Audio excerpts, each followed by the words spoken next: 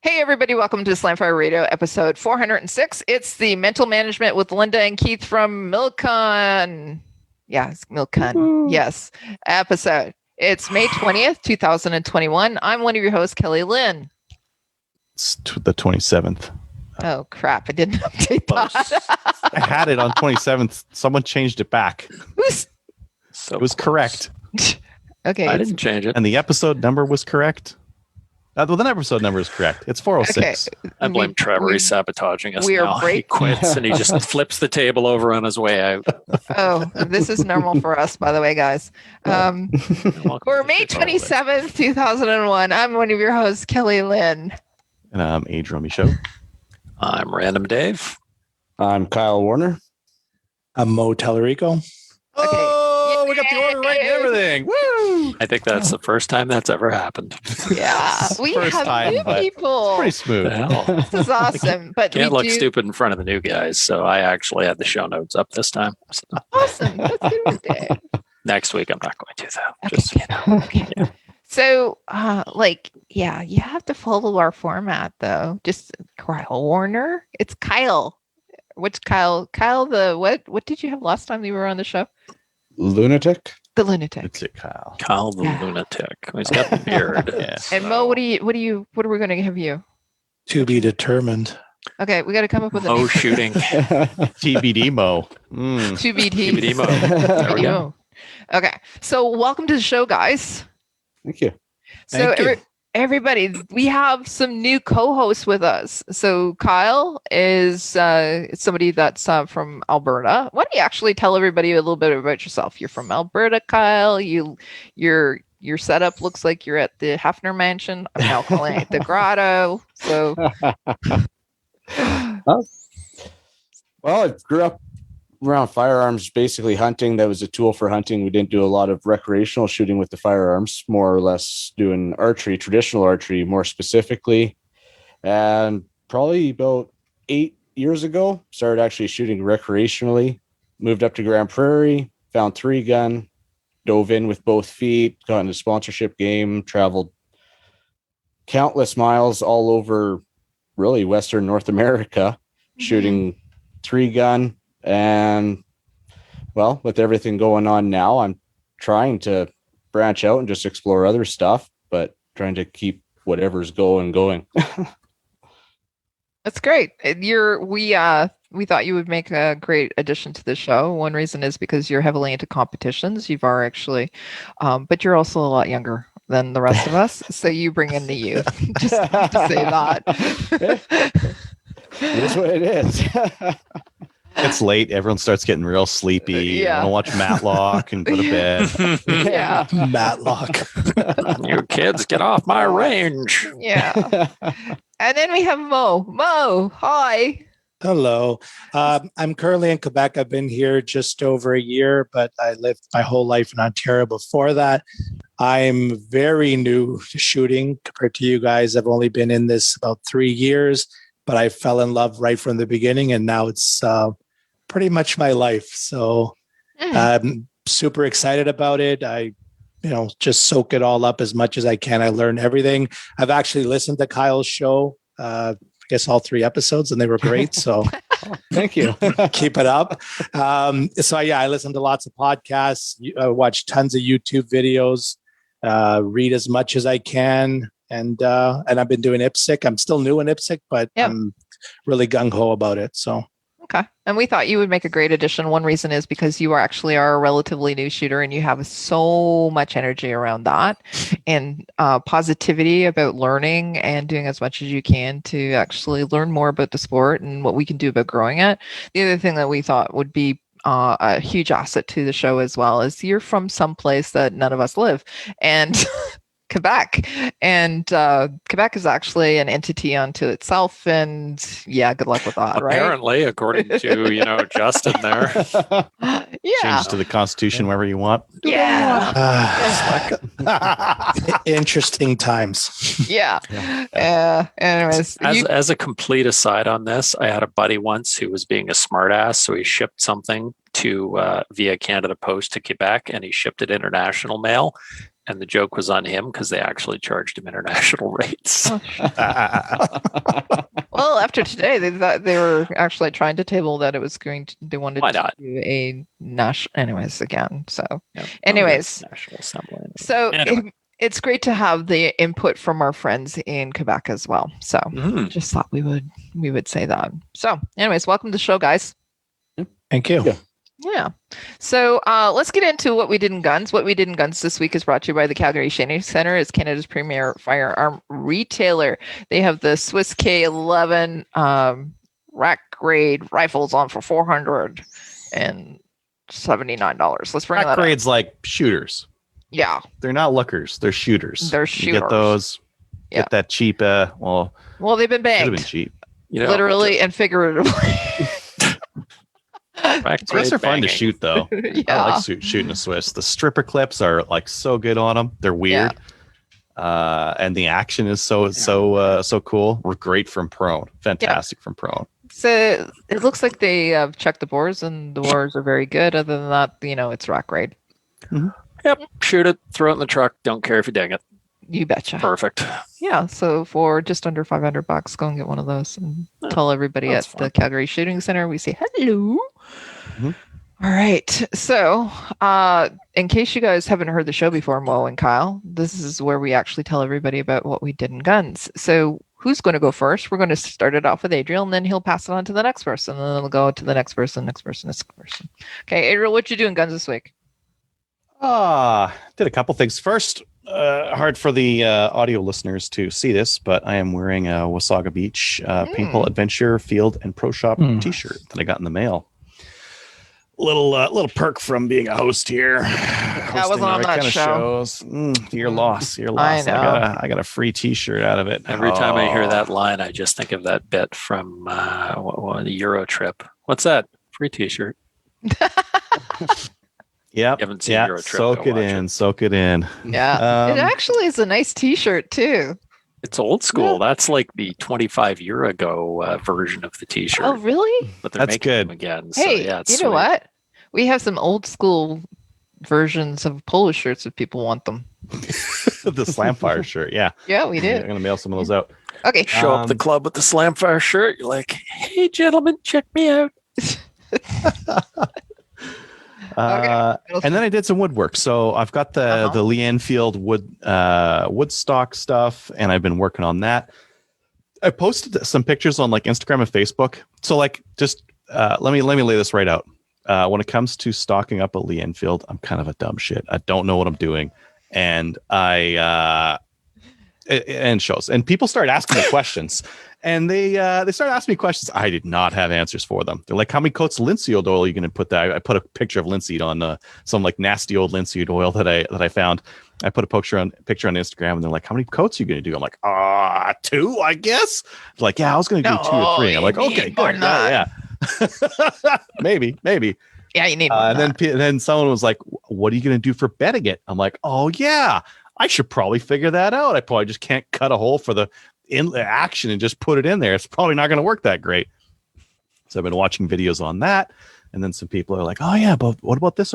So I've been getting a lot of really good information from viewers and listeners on a topic I'm a little bit out of my depth on. With regards, there's so many little things that are about these guns. Like you take the butt screw out of here that holds the buttstock on. And there's like a little fabric wad on there, so you have to take that out. Otherwise, you can't get it to it with a flat. You pull that out, and I'm like, okay, I got it. Took it all apart. I got this. I was watching another video last night. Oh, by the way, don't forget about the little lock washer that's in there. It's probably in there. You drop something metal and you hear it ting, and then it's still in there. So I did that on the show tonight here, and it was still in there. So I pulled that guy out, and then I've been just watching as many YouTube videos as possible about where you want it tight, where you don't want it tight, where you want to you want 4 or 5 pounds of bedding pressure at the tip, all that kind of thing. So I've been boning up on the Lee Enfield bedding and stock fitment and whatnot. And I did coat some non-critical parts that were already clearanced well, but I am still yet to kind of. I'm taking my time, I guess, with getting the stock ready for that one. Yeah. Question for you on that, Adriel. What did you use to get that long bolt out of the that retains your butt to the receiver? Because mine's been wobbly for Big like old flat 5 years, and I should screw that in. Yeah, big old screwdriver, big old flat screwdriver, and if you get one that's like angly, even better because you can get pliers on those on the angly bits. So you like put it in as a round one, but you put it in, you get pliers on there, and then you torque the f out of the If pliers. it's round, but if you go to the top where it's not round, you can still do the pliers. Sure, yeah, Okay. yeah, you can do that. There you go. That's a pro tip there for you. Yeah, but the other thing that you might want to consider is that this round here at the top, that needs to be kind of tapered in, like it needs to be a very tight fit going into the socket. So if it's not tight going into that socket, it's not going to work. And that is apparently one of them. There's like, I was watching a video the other night. It was like 12 tips to make sure your stock is set up correctly for accuracy. I was like, Jesus, 12 of them? Come on. Like, why can't Keep I just it simple. free-float this stupid thing? AR-15, Titan Castle, not half nice day. Yeah, stock. You Why probably we don't want use stock. Enfields anymore. Yeah, there was a lot that had to go on, and I have time. I've still got a month left here. I put out videos on cheapest handguns in Canada because Which I've was been an buying a amazing lot. video, by the Yeah. way. I love that video. Dolphin shooters. Yes. Yes. Hey, yes. hey, you know, he did that just to get a rise out of people. I know. That was my favorite minute. I'm like, yes. Yes. I said it on the show before. I would eat dolphin if I had a Eating our chance. tuna. Mhm. It's brain food. It's what makes tuna so smart. It's Oh my food. God. It's meaty fish. It's the perfect combination. But yeah, so I put out that video, and then I put out one on the MRA Maverick as well. And then one thing happened. When are you yesterday. done with that Maverick? I'm interrupting a lot tonight. When are you done with my Getting it. Maverick, by the way? Yeah, No, I still need to seriously? do some work to it, so you're not Okay. getting it. You anytime don't soon. get dibs. He Okay, called when it you're done. before, but you're not on the show often enough. I I get called dibs. No, you don't. I called I have- dibs first. You shut up. Hey, I've he got likes to be better. plans for that rifle. You right, can't fine. get it. You can't get Well, when your plans Uh, are done, I'll get it. Bye. it. All right. And then yesterday, the Alberta government released their like reopening plan, and it's Yeah, like shut up. super quick, and all the other provinces are going to be super jelly of us, including Kelly. And basically, like we're going to get back to our 10-person limits real quick. Tomorrow. And then, yeah, basically tomorrow. And then 20 by mid-June. And then by the end of June, just like do whatever you want. Just complete anarchy and bedlam in Alberta. And then That'd be awesome. here's Ontario. I think you guys will. So what it means for shooting, the reason why I brought it up is because Shut up. I'm watching these things for Maple Seeds because I know. gotta get my lead on Kelly as soon as No. possible. You already had actually events. I had 2 events. Yeah. Those Yeah. were small events though, because I had to run those with a They 10-person cap. Yeah, they still By the end of count. June, by mid-June, I will Still have counts. no cap. I'll be Here's running what I'm gonna max do. count. You know what I'm going to do? So when we're fully open, Uh-huh. I'm going to actually run double events back to back, side to side. I'm going to run into December. You can get me on the back half of the year. You can definitely Yeah. get me there. It's too cold here, That's and like true. even October, mid to late October. It's Yeah, I know. it's a real crapshoot. Yeah. But, Mid-November here. We're Yeah. still running. You know that, right? We need like a running total for number of shooters through and number of matches. Oh, yeah, and don't worry. place number bets. of riflemen too. Listen, what happened last year? You caught up. And what happened? You caught up towards the And end of the year when I couldn't passed do them you. anymore. It was too cold. Yeah, I'm still gonna run. that's a pile just of them. whining, you know. I'm still Yes, gonna that's run a pile of them. excuses. They're sort of like excuses are like 1022s, Adriel. Everyone has one. They jam all the time. Not too. All right. So welcome to the show, guys. Anyways, Adriel, you still talking? I think so. Like I've been doing a bunch of gunsmithing is really what I've been doing.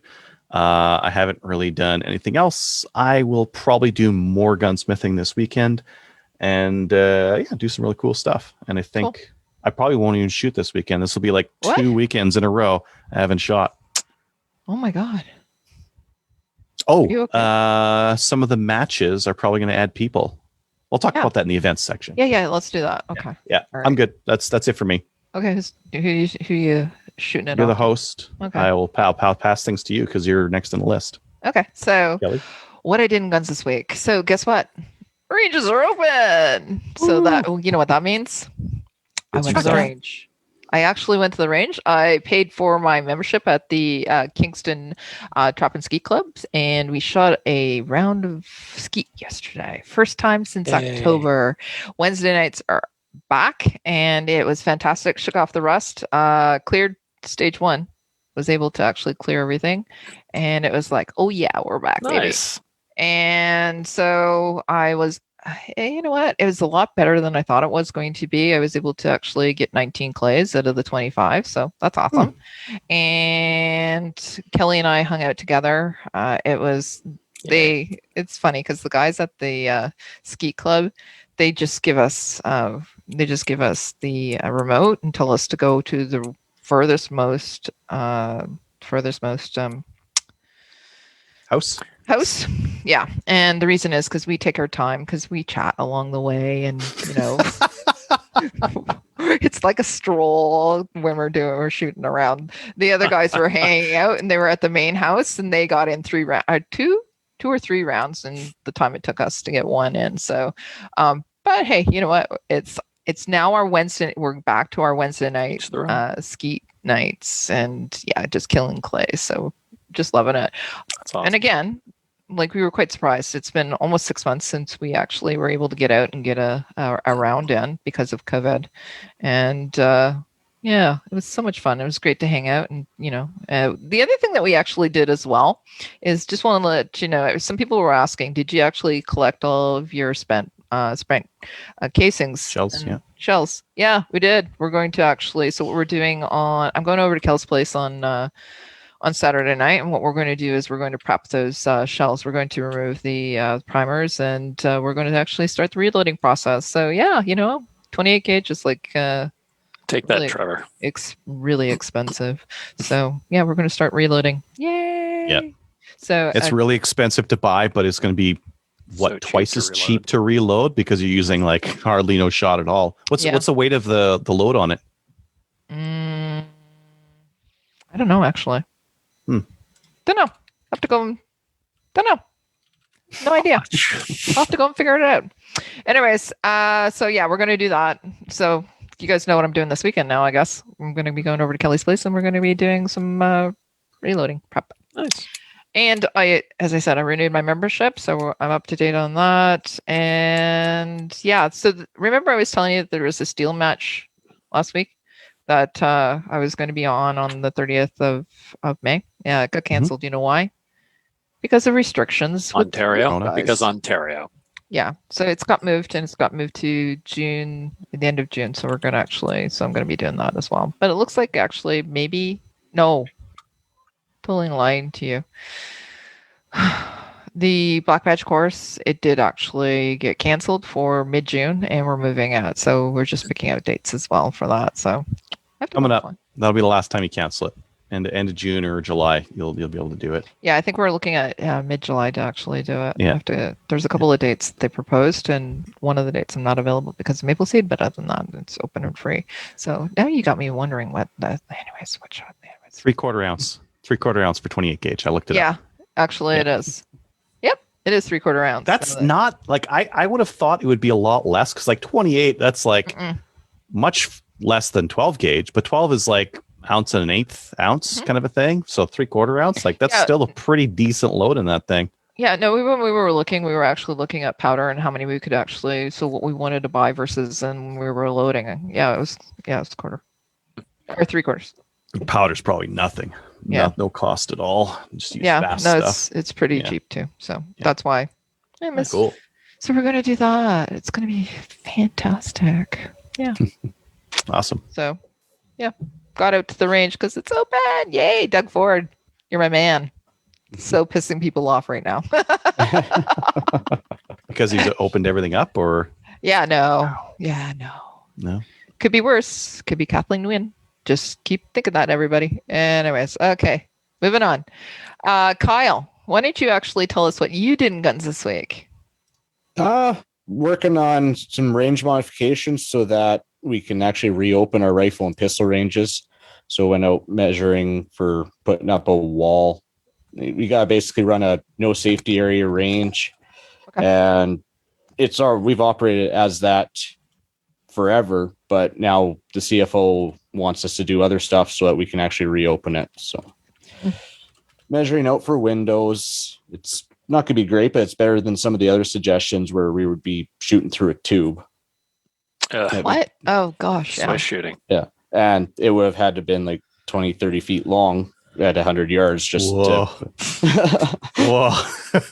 like, yeah, it's not feasible. And we'd come up with this wall and it'll be basically just a 10-inch slot that you basically shoot through. Can't see ground, can't see sky. So we did that, got a bunch of projectiles and primers in. So I can start loading 9mm now that it sounds like we might actually get to have a 3-gun season and Sweet. competition start happening. So I got 6,000 projectiles to load now. And What's your reloading setup? What are you doing for pistol? You got a 1050, 650? I got 650. Oh, Okay. nice. Yeah. I got a little square deal. I'm gonna get cranking on my square deal and just crank out the 9mm. Yeah. Yeah. How is that to run, Cool. that square deal? Smooth and like really compact.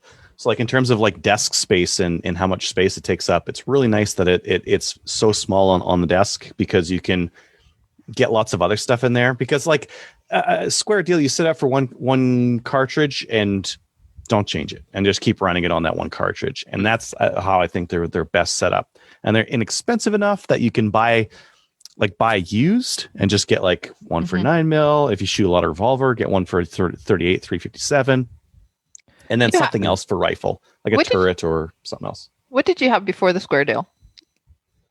I have a turret, like a Lee classic cast turret. And before that I had the Lee O thing. Okay.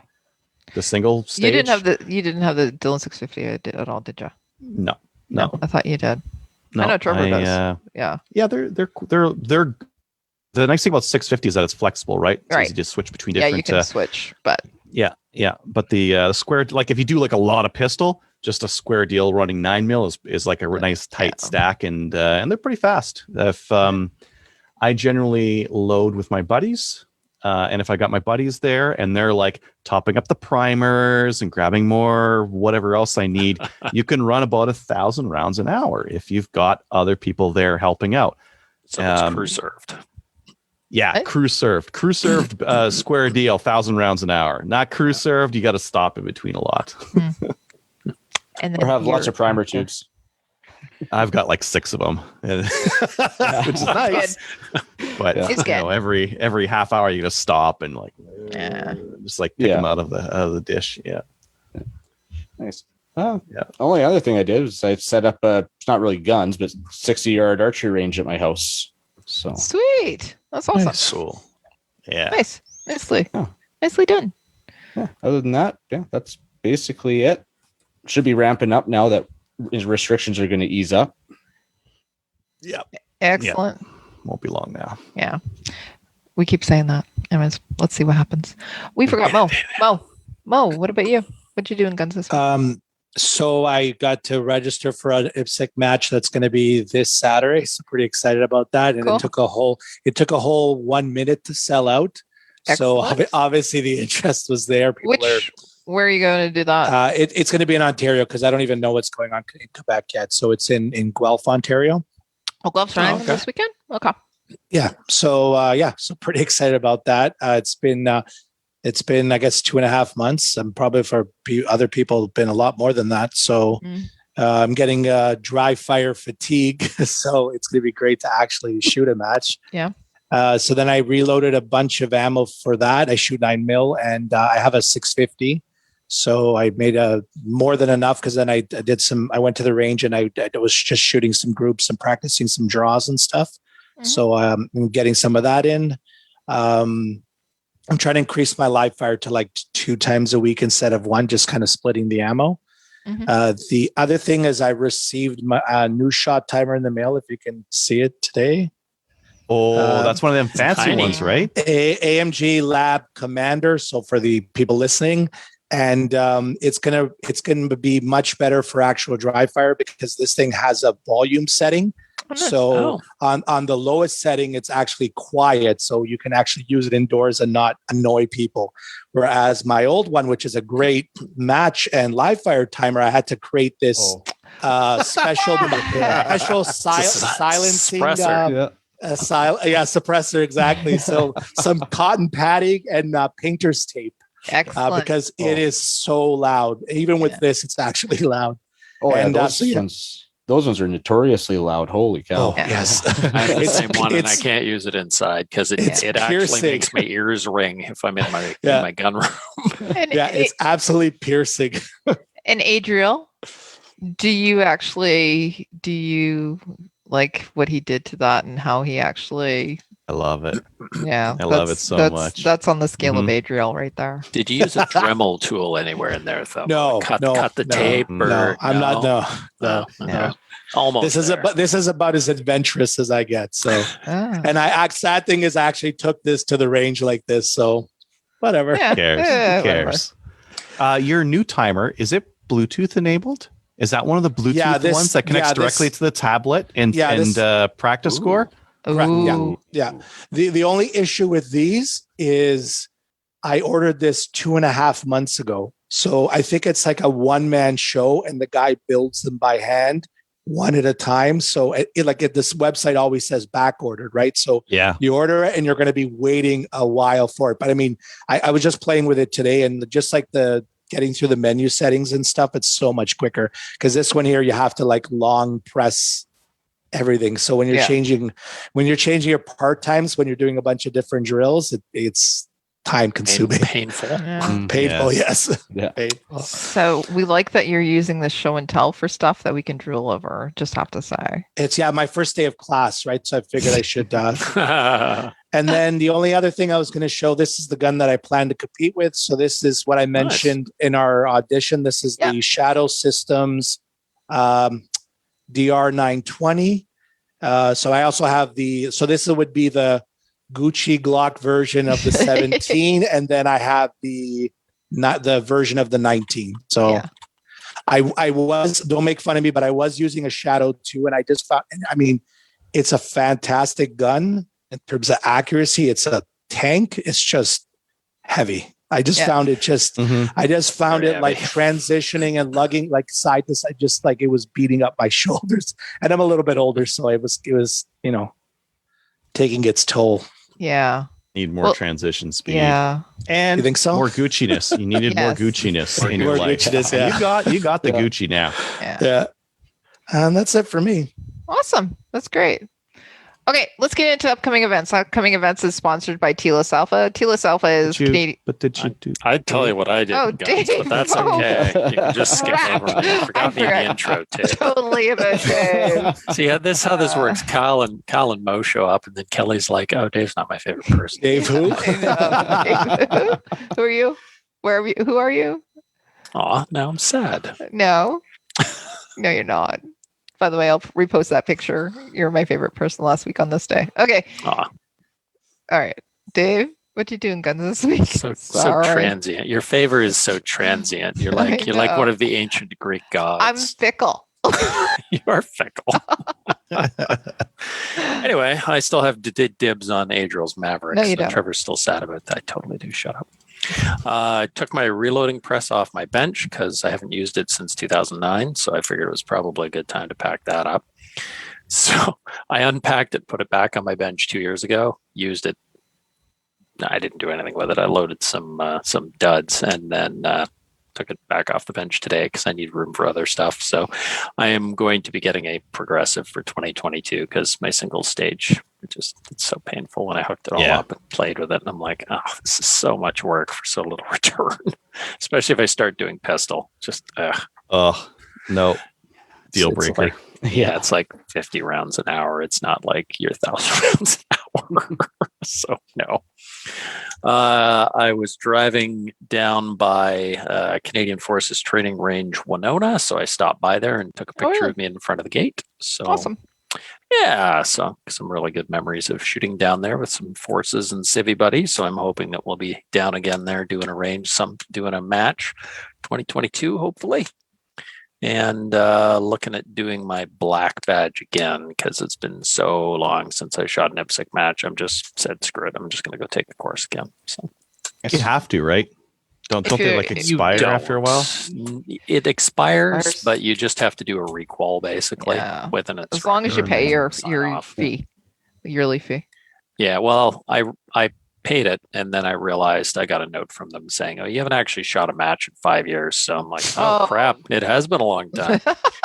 So I could just go recall basically with an instructor, but I figured, screw it, it's been so long. I'm just gonna go do the course again because why not? I Qualification. like shooting. Get a stuff. silver dollar. I'll show you qualification. Throw that up in the air. Nice. No silver dollar. Oh, that ruins it.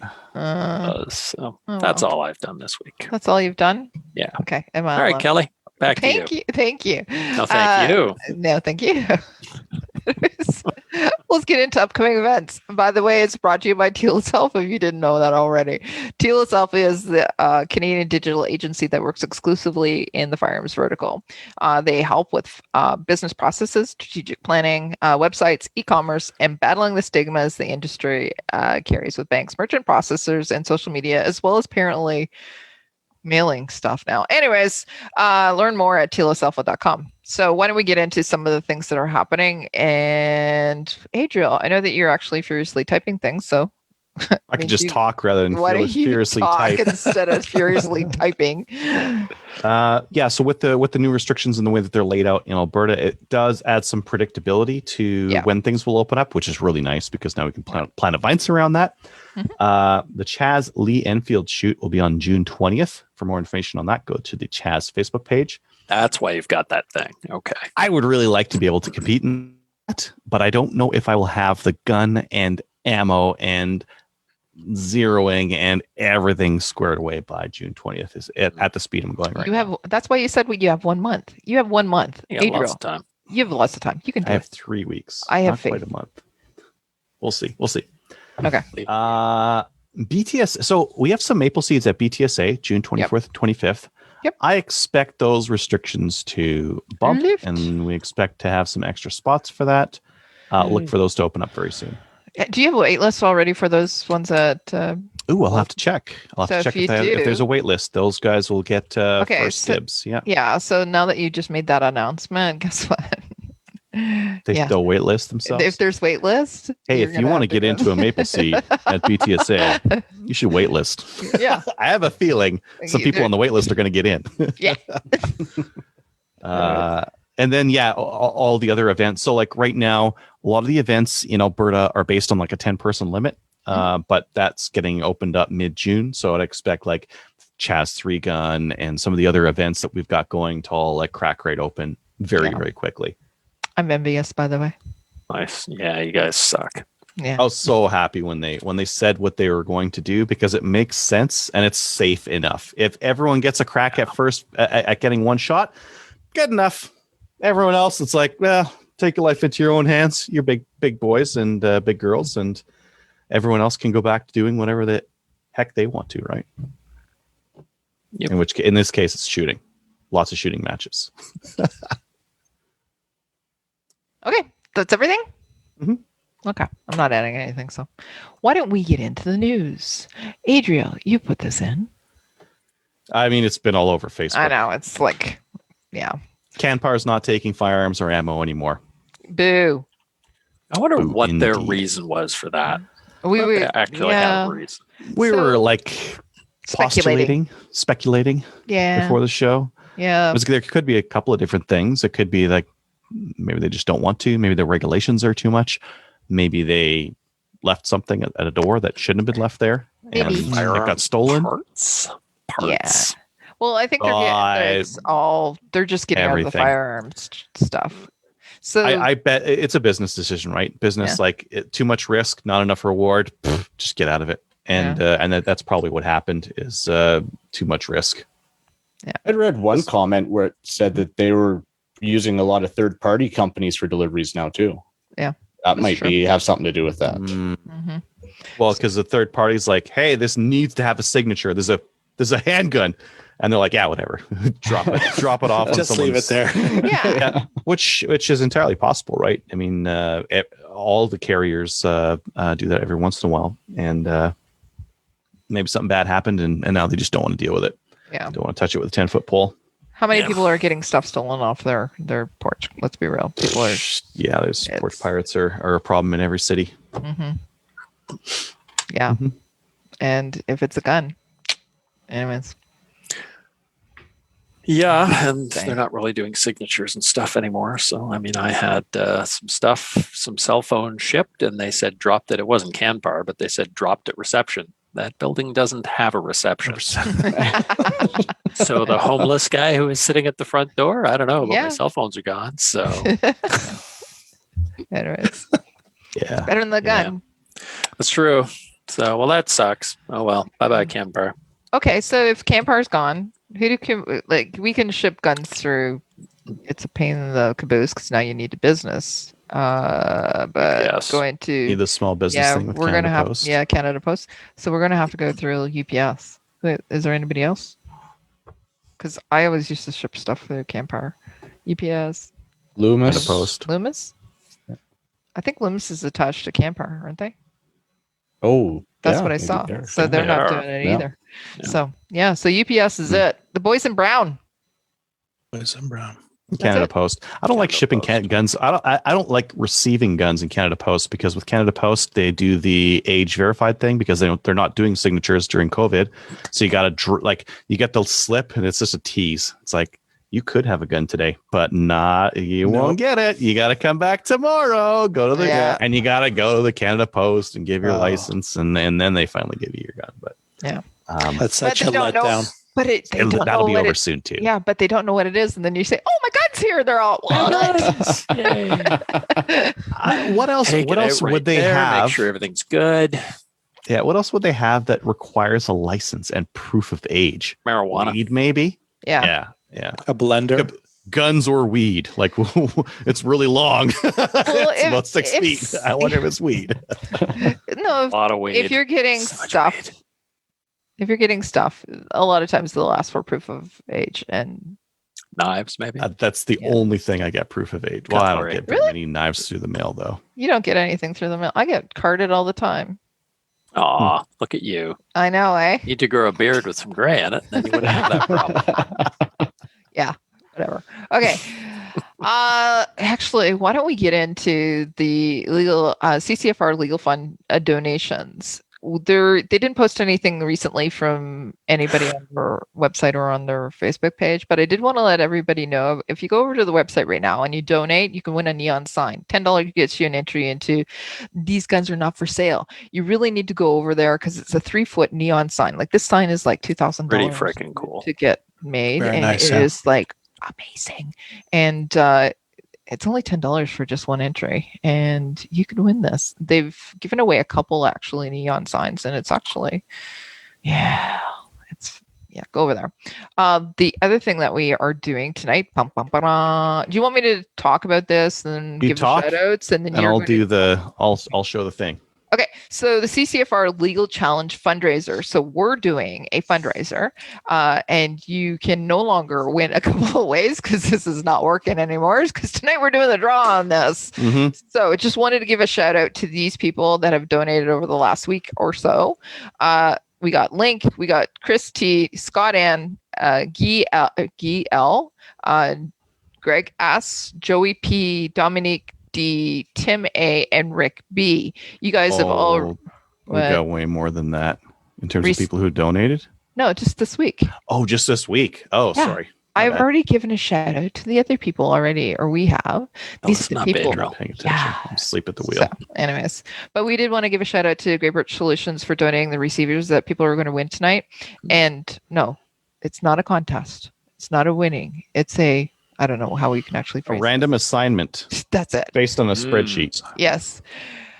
We wanted to give a shout out to Great Birch Solutions for doing that, for supporting our gun community as well as the CCFR. And we also want to give a shout out to the CCFR for actually taking our government to court and Woo. doing a challenge. So, anyways, so Adriel, do you want to tell everybody how much money was raised through this? $1,505 after we put in a 20. I'm going to put in a 20 just to get us just to crack at the 1,500. Excellent. Nice. It was a slow burn at first, but this last week, all of a sudden, it just the floodgates opened, and then all of a sudden, we got a whole bunch more donations on this thing. So We said last chance to win one of these, and you got two. You get a chance to two. So we have people that actually have a chance to win one from that was donated over at Armory DC Gunsmith. By the way, huge shout out to Denis and the guys over at Armory DC Gunsmith for actually helping us with this. And then also there's one receiver that we actually identified for specifically for the online donations as well. So why don't we give away a couple of receivers? By the way, they're very Gucci. we can wait one or two.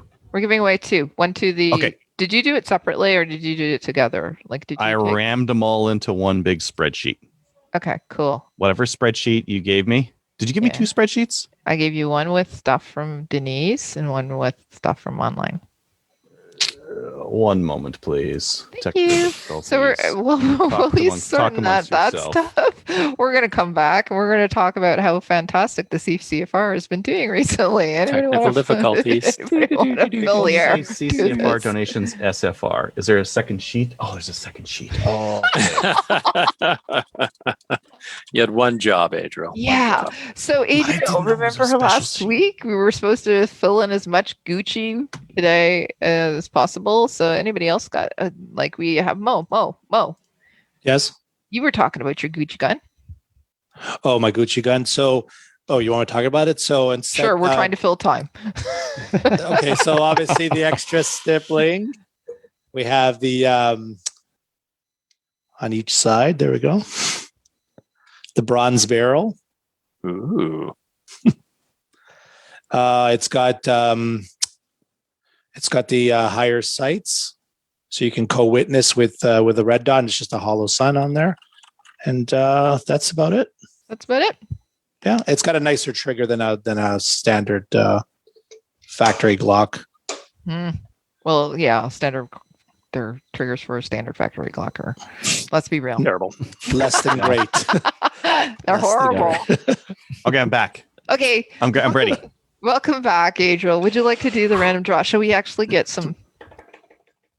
So, all right. So, what are we doing? Or did you put them all together? Do you want me to put them all together? No, I can put them all. You know what? That would be the most fair. That would be the most fair to put them all together because there's too many with one of them. Okay. So let me put them all together. You do know that we've already shipped one to Denis, though, right? Anyways, okay, never mind. I'm just going to be over here. Yeah, he's going to have. All right, 1570, and then that needs to go times 1570. Carry the 3. 13. Don't forget the 3. Okay, now we're ready. Now we're ready.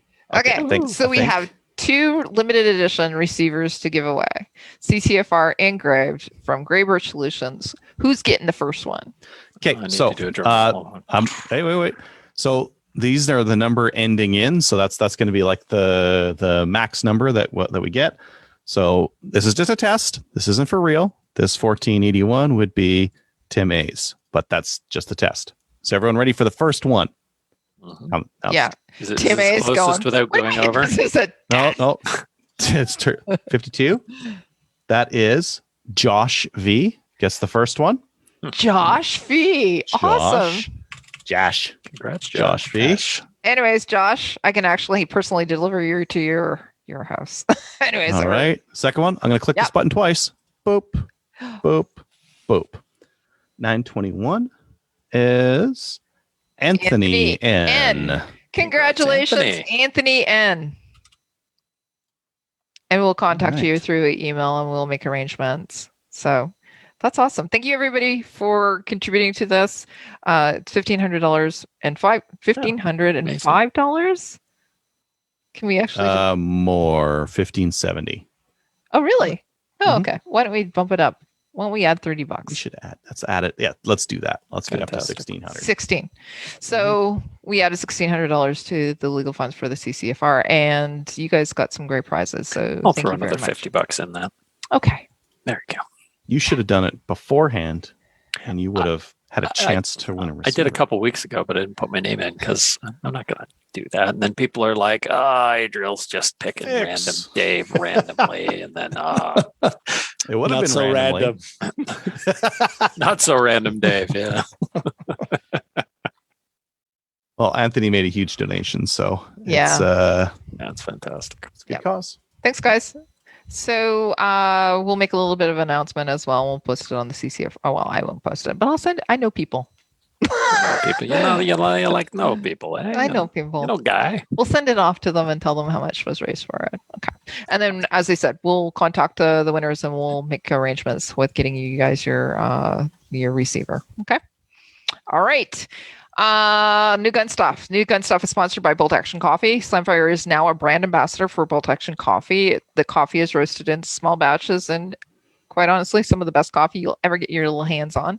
Now that we have Mo and Kyle on too, we have to share the love with them. You can actually get the coffee sent to your house by going to boltactioncoffee.com. Use the discount code SLAMFIRE. It's all capital letters and it's all one word. You'll get, I think it's 10% off, and you'll have it sent directly to your home. By the way, I think they're actually just closing out, or if they haven't, I think today or tomorrow they're closing out orders for this week. Then they're going to be roasting as well. So it really is freshly roasted. So go over there and get some coffee. New Gun Stuff. Adriel, you put this stuff in, so let's chit chat. Yeah, I'm going to start off with one that Mo recommended, and that's talking about the FAME SG540-1M. Mm-hmm. This is the SG540, but fancy. Is that the story, Mo? And legal. Mm-hmm. Well, they have 3 rifles for pre-orders. So they have a restricted and a non-restricted 5.56, and then they have the 7.6251 that would be non-restricted as well. So, and then the interesting part about this pre-order is that you're putting down $1,000, and they wouldn't be available till July 2022. So it's going to be a bit of a wait. And then the other issue is that, I mean, because there's a big risk in this, that if I don't even like to use the word banned, if they get banned prior to actually making it to Canada, to being imported, then the people putting the deposits down are going to lose them. So, I mean, because there is a big risk to Calgary Shooting Center, but it's also pretty exciting to be able to get a rifle like that in, a year plus time. So, Yeah, they look pretty cool. Yeah, they're pretty awesome guns. You're taking a risk. I'm tempted, but I'm going to go out on a limb right now and say that they will sell 0 restricted models, because that would be dumb. Yeah. Buying a restricted rifle right now is not a smart move. I think they said they need 100 orders for the non-restricted barrels. If I read correctly, they need a minimum of 100 for the actual order to be placed. So, Yeah, well, the 542, that's one of the cooler 308s that we can get right now, and we have been getting those in. Not this cool though, not with an M-Lock forend and the UGG boot back stock there. Very cool. Tempting. I need a new deer rifle. Oh, it's tempting, all right. Deer So, rifle. Mo, did you actually hit the go button on that? I'm on the fence still, because it's not even the risk; it's just the wait. That I'm not a patient person to begin with, so that's a pretty long wait to, a pre-order is usually a few months, 6 months, but so I'm still thinking about it. Okay. Cool. All right. What else we got? This next one's here comes to us from James. He's a listener to the show, and he emailed in and said, you should put this on the show.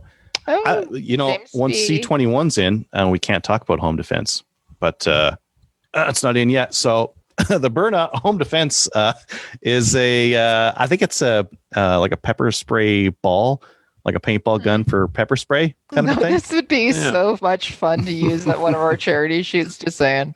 It would. Gallon. Or at paintball. I raised a lot of money trying to bear spray him last time. Okay. Yeah, I know. it's CO2 delivered, shoots 68 caliber kinetic and chemical irritant. I think that means pepper spray. Mm-hmm. Projectiles that can disable a threat from up to 60 feet away.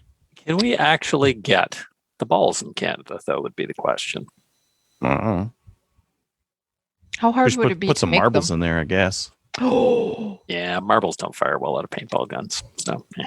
Probably not. But yeah, my question would be, can we actually get those in Canada? You know, carry them in the bush for you know, bear. bears. It's bear. No, it's a rapid dish spicing accessory Oh, There we go. Spicy. for So camping. spicy. If someone's like, yo, this is too Ba-boom. mild, and you're like, boom, Boom. no more, double tap. Ba-boom. Yeah. Actually, I really think that's Yeah, that a is good pretty idea. cool. I like that. You Yeah. stuck that in the backpack, carry it out in the woods. Awesome. Bullseye North has some cold steel knives. They've got some that Yes. are branded locking. Hmm. They look neat. That's a big logo. Very nice. And then One Stalls has a Volquartsen. Volquartsen shipment on the way in. So if you're Sweet. looking for some Gucci 1022 parts, they'll have them for you. Mm-hmm. They'll also have some, I don't know, Gucci other parts as well. I do need some 1022 Gucci parts to build my I Grey Birch. wonder if they're getting that crazy straight Change pull it to in Trigger or group. not. Actually, what I need to do is replace the entire trigger group, and then I can put that trigger group back into my stock 1022, and then I can sell it. Okay. So what are you going to Oh, actually yeah. replace it with? What do you want to replace it with? If I you're don't doing a know. whole, you're doing a cassette, right? Yeah, I need to replace BX? the whole thing. Are you going to pull the trigger on literally? Kid. Trigger. Get it? Yeah, Kid? Are you too many? What are you doing? Tell me. I kind of looking at the Timony, but it's beautiful. Oh, come on. Just don't. I know. I don't know. BX, not much of an upgrade. No, yeah, I fired a BX and I actually kind of liked it. I was like, okay, that's a difference. better. But then I'm like, better. it's Better. $120 difference. So I'm like, Oh, it doesn't have to be. Yeah. if I can find it cheaper somewhere else. Yeah. Or go to a Kid 2-stage trigger. Oh, yeah. It's You'll spend more than the price of a Ruger 1022. It's only $650. What? Yeah, a little bit pricey. A little pricey. Yeah. So there you Anyways. go. Chimney Calvin Elite. Yeah. Yeah. Well, at that point, I don't know. I'm kind of getting to the point when I'm shooting that when I was younger, I just sort of bought and currently still have just a lot of guns that I don't use all that often if I shoot them at all. I'm kind of like, I should sell all those and then just buy a couple really, really nice guns that I'm actually going to enjoy shooting, which I kind of did with my AR-15s, but then I can't use them anymore. Yeah. Anyway, so. I was just going to say, those are sitting in your safe and you can't use those. So let's buy some guns that you can actually really use. Yeah. I think that I need to do that too. I need to go through my safe. Upgrades. Yeah. Yep. Well, Speaking about upgrades, go ahead. if you wanted like lots more power in your pistols, Northern Elite Firearms is blowing out their 500s. So if you're looking for something in Smith & Wesson 500, they got a couple. What was that? I thought I had the link to just their 500s, but apparently I don't. And yeah, they had a couple. Couple of real stanky guns. Okay, seriously, Drill. Mhm. Thoughts on getting a new revolver? Every time I buy a revolver and I shoot You it, I immediately take it, sell I'm it. like, what the hell was I even thinking? Why did I buy this thing? That's what I was saying. I got a buddy of mine who really likes revolvers, and every time he sends me a picture, I'm like, why? What's the point? What is the point? Oh, it's shiny. Okay, cool, but Shiny. I want a single action revolver just to have one, but I have 3 revolvers right now and I hate all of them. Then why are you buying another one? I'd get a cap and ball revolver. I'd get a cap and ball just to have one. Just sell it. But Just sell them and then buy the one that you want. Yeah, I kind of want a single action just because I just like single actions. They're just cool. But I mean, I've got a 455 Webley and it's just, I don't know. I don't know. It's ridiculous. It's Expensive $2 a ammo. shot. Yeah, Mhm. just yeah. I don't know. Somebody I don't know out why I there bought is it. looking for one. You know that. Yeah, and I've got a 38. Well, it kind of matches my Luger because they're both 1917. So I'm like, but I don't like the Luger either. It's a garbage gun. This Really? is a big sale. Oh Look at yeah. this Smith & Wesson. Lugers are terrible. Oh, Ooh, look at that. just for 500. Holy crap! 8.4-inch barrel. You know what this would be perfect for? Bear or deer. Yeah, I'd That's hunt what a it's deer with designed that. for. Yeah, Mm-hmm. you'd be able to nail a could. deer like way out there. Oh, and Mo, are we crazy or what? That's what it's Would you designed for. would you what else recommend gonna do with it? would you recommend a first time shooter using that at the range? Oh, for IPSC, definitely. Yeah. Yeah. Yeah. PPC maybe could be your PPC gun. Roll into your black badge with that thing Yeah. in like a textile holster with those Yeah. like straps I'm on ready. it, multi-fit. Nice. Yeah. And you have extra rounds in your pocket. Yeah. But only 2 of them because they're big and expensive. How many? What's the round count on this? Oh, I don't have that many rounds. Yeah. I'm gonna have to do some reloading at lunch. Yeah. Can I go to the store? Anyways. Has The anybody next here one- ever fired one of these things? By the way, just as an Yes. aside. I've Yeah. fired a 500. Yeah, It's it's fired 500. Stanky. Yeah. Flies up in your hands. It's cool.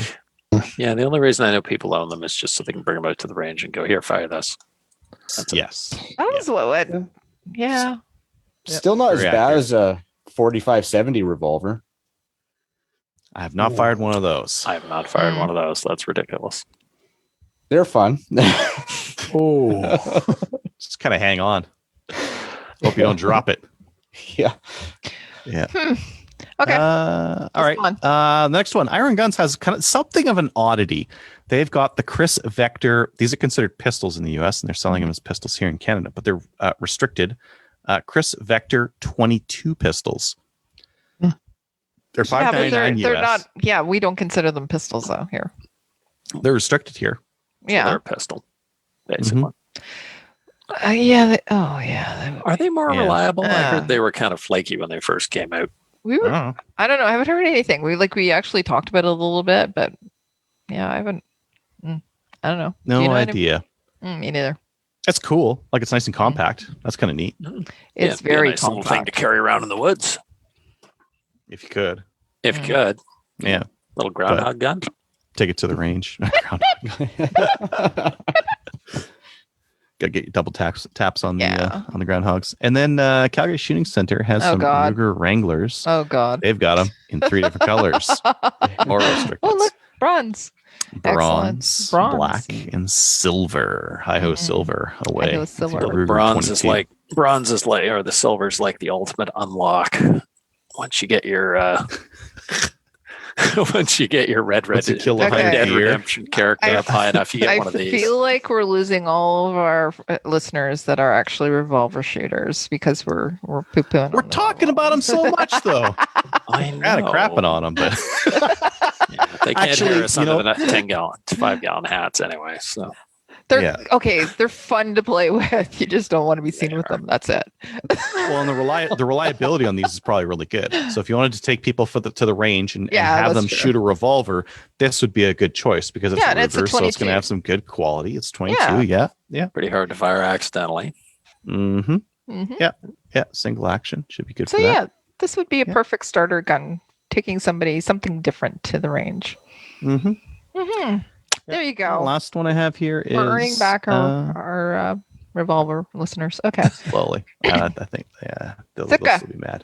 where's this at? Great North Precision has 18% off sale on Sitka. So if you're into high end, you could call Nice. them Gucci clothes, Gucci Yes, hunting they are. clothes. Yeah. Yeah, Sitka has definitely has that end of the market, and Oh, God, look they at got that. 20% off. I would love Oh. to go there and just roll. I don't in see All anything. those pants. I see Just put a racks of hangers. I don't Pile see in the anything middle of the else. store, just roll around in them, moaning. Yeah. Yeah. Oh. I don't see the Anyways. product, but they say they're on sale, so it's kind of Okay. Yeah. 20% off. Mhm. Awesome. That's all I got to say about that. Excellent. That's all you got to say about that? Okay. Mhm. Let's get into the main topic, everybody. Hey, everybody. For tonight's main topic, we have Linda and Keith on from Milcun. They're actually going to be on tonight to talk about mental management. It's one of the pieces that a lot of people have been asking about and quite frequent topics as well. So people who are getting into guns, but specifically marksmanship, are looking for how to take their game to the next level, to go from being a good shooter to actually an excellent shooter. And the missing piece that most people are talking about is the mental management piece. So we thought we'd ask Linda and Keith to come on, and they said yes. So we're super excited to have you both on. So thank you for coming on. Our pleasure. Absolutely. We're excited to be here. You're drawing new people into this sport. This is outstanding. Yeah, it's well, both you, so Linda and Keith, you were both really well known in the Canadian shooting sports. And when we were talking about mental management, I said there's one person that or two people, sorry, that we really need to get on. These people are the ones that Canadian shooters come and seek out and come and basically take courses with you. But not only that, you also have international shooters that come and take your courses, and you also you coach some of our Canadian teams and take them to international success. So we're super excited to have you, as I said. So wow, we sound pretty cool, Kelly. Thanks. Well, you are pretty cool. Not only that, you're part of our circle, and you love to cook, and I love that about you. So I'm super excited to come and see you. So do I. You're part of our group. Anyways, okay. So as part of it, why don't I can actually tell everybody all about you, but we would love to hear from you and how you've become involved in shooting. Why don't we actually start with Keith first, and then we'll switch over to Linda. Keith, how did you actually become involved in shooting, and then actually introduce Milcun as well? Well, I grew up on a farm on the Bruce Peninsula, and at a very young age, my parents gave me a 22, and I would spend time when I'd have to go out and get the cows up or get the sheep up. I would take my 22 with me, and I'd shoot groundhogs and the likes. At the time, the Vietnam War was on when I was in high school, and so I got interested in. Of course, it was televised, and so I got kind of interested in that. And so I ended up going down to the States, and I was drafted. I was down there on a green card, and I was drafted into the U.S. Army. And when I got over there, they were asking for volunteers to go on a sniper course, and I thought, that's what I want. That's what I want. So I went on the sniper course and got more and more interested in what it takes to fire good shots. And when I got back, and when I got out of Vietnam and out of the U.S. Army, I came back to Canada and joined the Canadian Army, and I was still very interested in shooting. And so I ended up getting on rifle teams, and ended up on a rifle team virtually every year of my entire Canadian military career, to include afterwards. I spent 5 years in the reserves, and I was a shooting member, a team captain, and a coach virtually my entire Canadian Army career. So coming out of the Canadian Army, it just seemed logical to make use of this kind of experience. And of course, Linda had an incredible background in business. And so we just started to link those two together. And of course, she had a background in shooting and loved to shoot as well. And so that and her business background, we just put everything together. And here we are. Overnight success in 25 years. Right. So you actually talked about you're actually somebody who is a coach, international certification for coaching, shooting coaching. And you also actually teach the hunter safety course as well as the Canadian firearms course as well. But you're also somebody who's very experienced with gunsmithing as well. With what? Gunsmithing. Yes. When I got out of the American Army, they offered us the GI Bill, and you could go off and be educated in anything you want, and they would pay for it. So I was very interested in gunsmithing, and took that course. It was 2 years down at the Colorado School of Trades in Colorado, and after that, I worked for Williams Gun Sight for about a year. They were a major gun shop in Davidson, Michigan, and it was from there that I went back to Canada, wanting to get involved with the Canadian Army, and so I continued to gunsmith as a hobby throughout my military career, and then once Linda and I started up this business, then of course that became a part of it, and so we continued it on. And do you specialize in PRS rifles specifically, or do you do pretty much everything? I guess I would say I specialize in long range rifles. Okay. We do all kinds of gun work, of course, but I do like the long range rifles. Okay. I'll get back to you in a few minutes just about some of the competitions that you've been in. We'll get Linda to tell us all about herself, and then also about the competitions she's been involved with. And also, you guys have been in competitions together as a team as well. So, Linda, why don't you introduce yourself? Well, I guess I got introduced to guns because my dad thought that all young ladies should know how to shoot a gun and fill out a tax form. And Nice. I agree. Yeah. And so I got my first exposure that way. Also, he wasn't a big hunter, but he thought it was right to take a child hunting. So he did that as well. And we got a bunny and a partridge, and that was about the end of the hunting. And then about, 20, 30 years later, somebody said to me, Linda, you need a hobby that gets the world out of your head and gets you just focused, a Zen hobby. And so one of my friends invited me down to his shooting range, which was in the basement of a fire hall in Toronto. And they handed me a rifle and a little pack of ammo and said, lie down on that little sports mat over there. And I said, lie down? You lie down to shoot a gun? No, you stand up to shoot a gun. He said, no, everybody lies down. Lie down. So I did. And the next thing I knew, they said, Linda, it's time to go home. And so soon? It was 2 hours had gone by and I hadn't noticed. So I was fully absorbed in it, and I thought, this is something I like, this I enjoy. So I started going out regularly. That was the Toronto Sportsmen's Association, and they were just thrilled to have fresh blood, as we all are. And they treated me just excellently, and they said, oh, Linda, we're having a competition, a club match. We need you to come on our team. And I said, don't be ridiculous. I'm not good enough to be on a team. And they said, no, you don't understand. We can have as many as 10.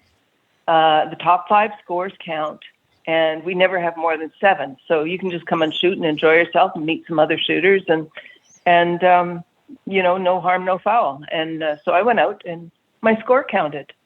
Well, awesome. I was done. I was just done. I loved it. I just sought out competition all the time after that. And so I have those guys to thank. And then I moved on to, I went through sporting rifle to Canadian national champion. I went through, then I was asked to switch over to the Olympic style 3-position and air rifle and all that stuff. And so I switched to that and made the Canadian team in my first try. And awesome. It was great.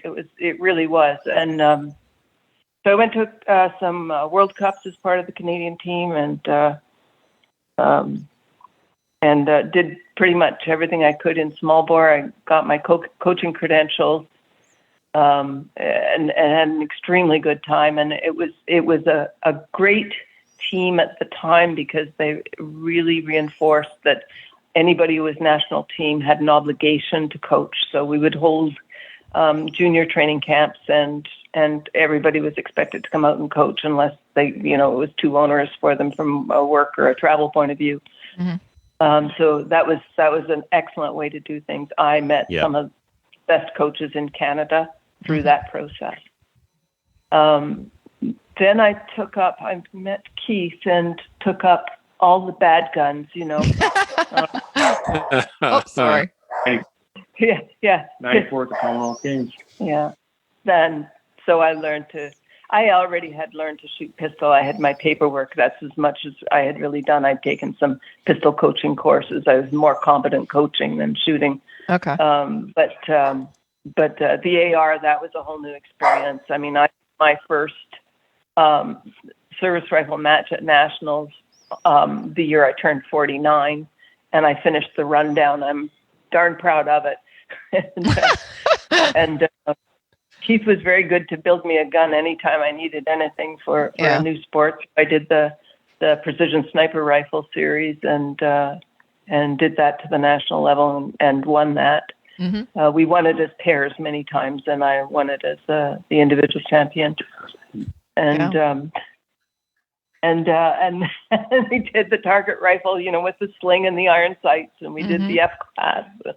And all through this, of course, you're coaching. You have to coach. You must coach. There aren't enough coaches, so anybody who can shoot and can think can get involved and do some good that way. It's nice to give back to the community that's given you so much as well. So, and obviously, and you learn a lot yourself as well. Yeah. Well, I really like what you mentioned about like pretty much making it mandatory that once you get to a certain point, you have to coach, because that builds in like a self-perpetuating, getting people coaching up the next the next tranche of shooters up. And it's otherwise a lot of the time something like this can dead end itself, right? You just end up with a bunch of great shooters just shoot, and then don't shoot anymore, and then that's it. Yep. And nothing passes along. Yeah. Yeah. Mm-hmm. Yeah. Another accomplishment that Linda did that she omitted was in 1999 she became the first woman to win the Ontario Lieutenant Governor's. That's right. Medal. That match had been going on for 150 some years, and Linda's the first woman to have ever won that. And in 2008, she was the first, and as far as I know right now, the only woman to ever won the Canadian Sniper Rifle Championship.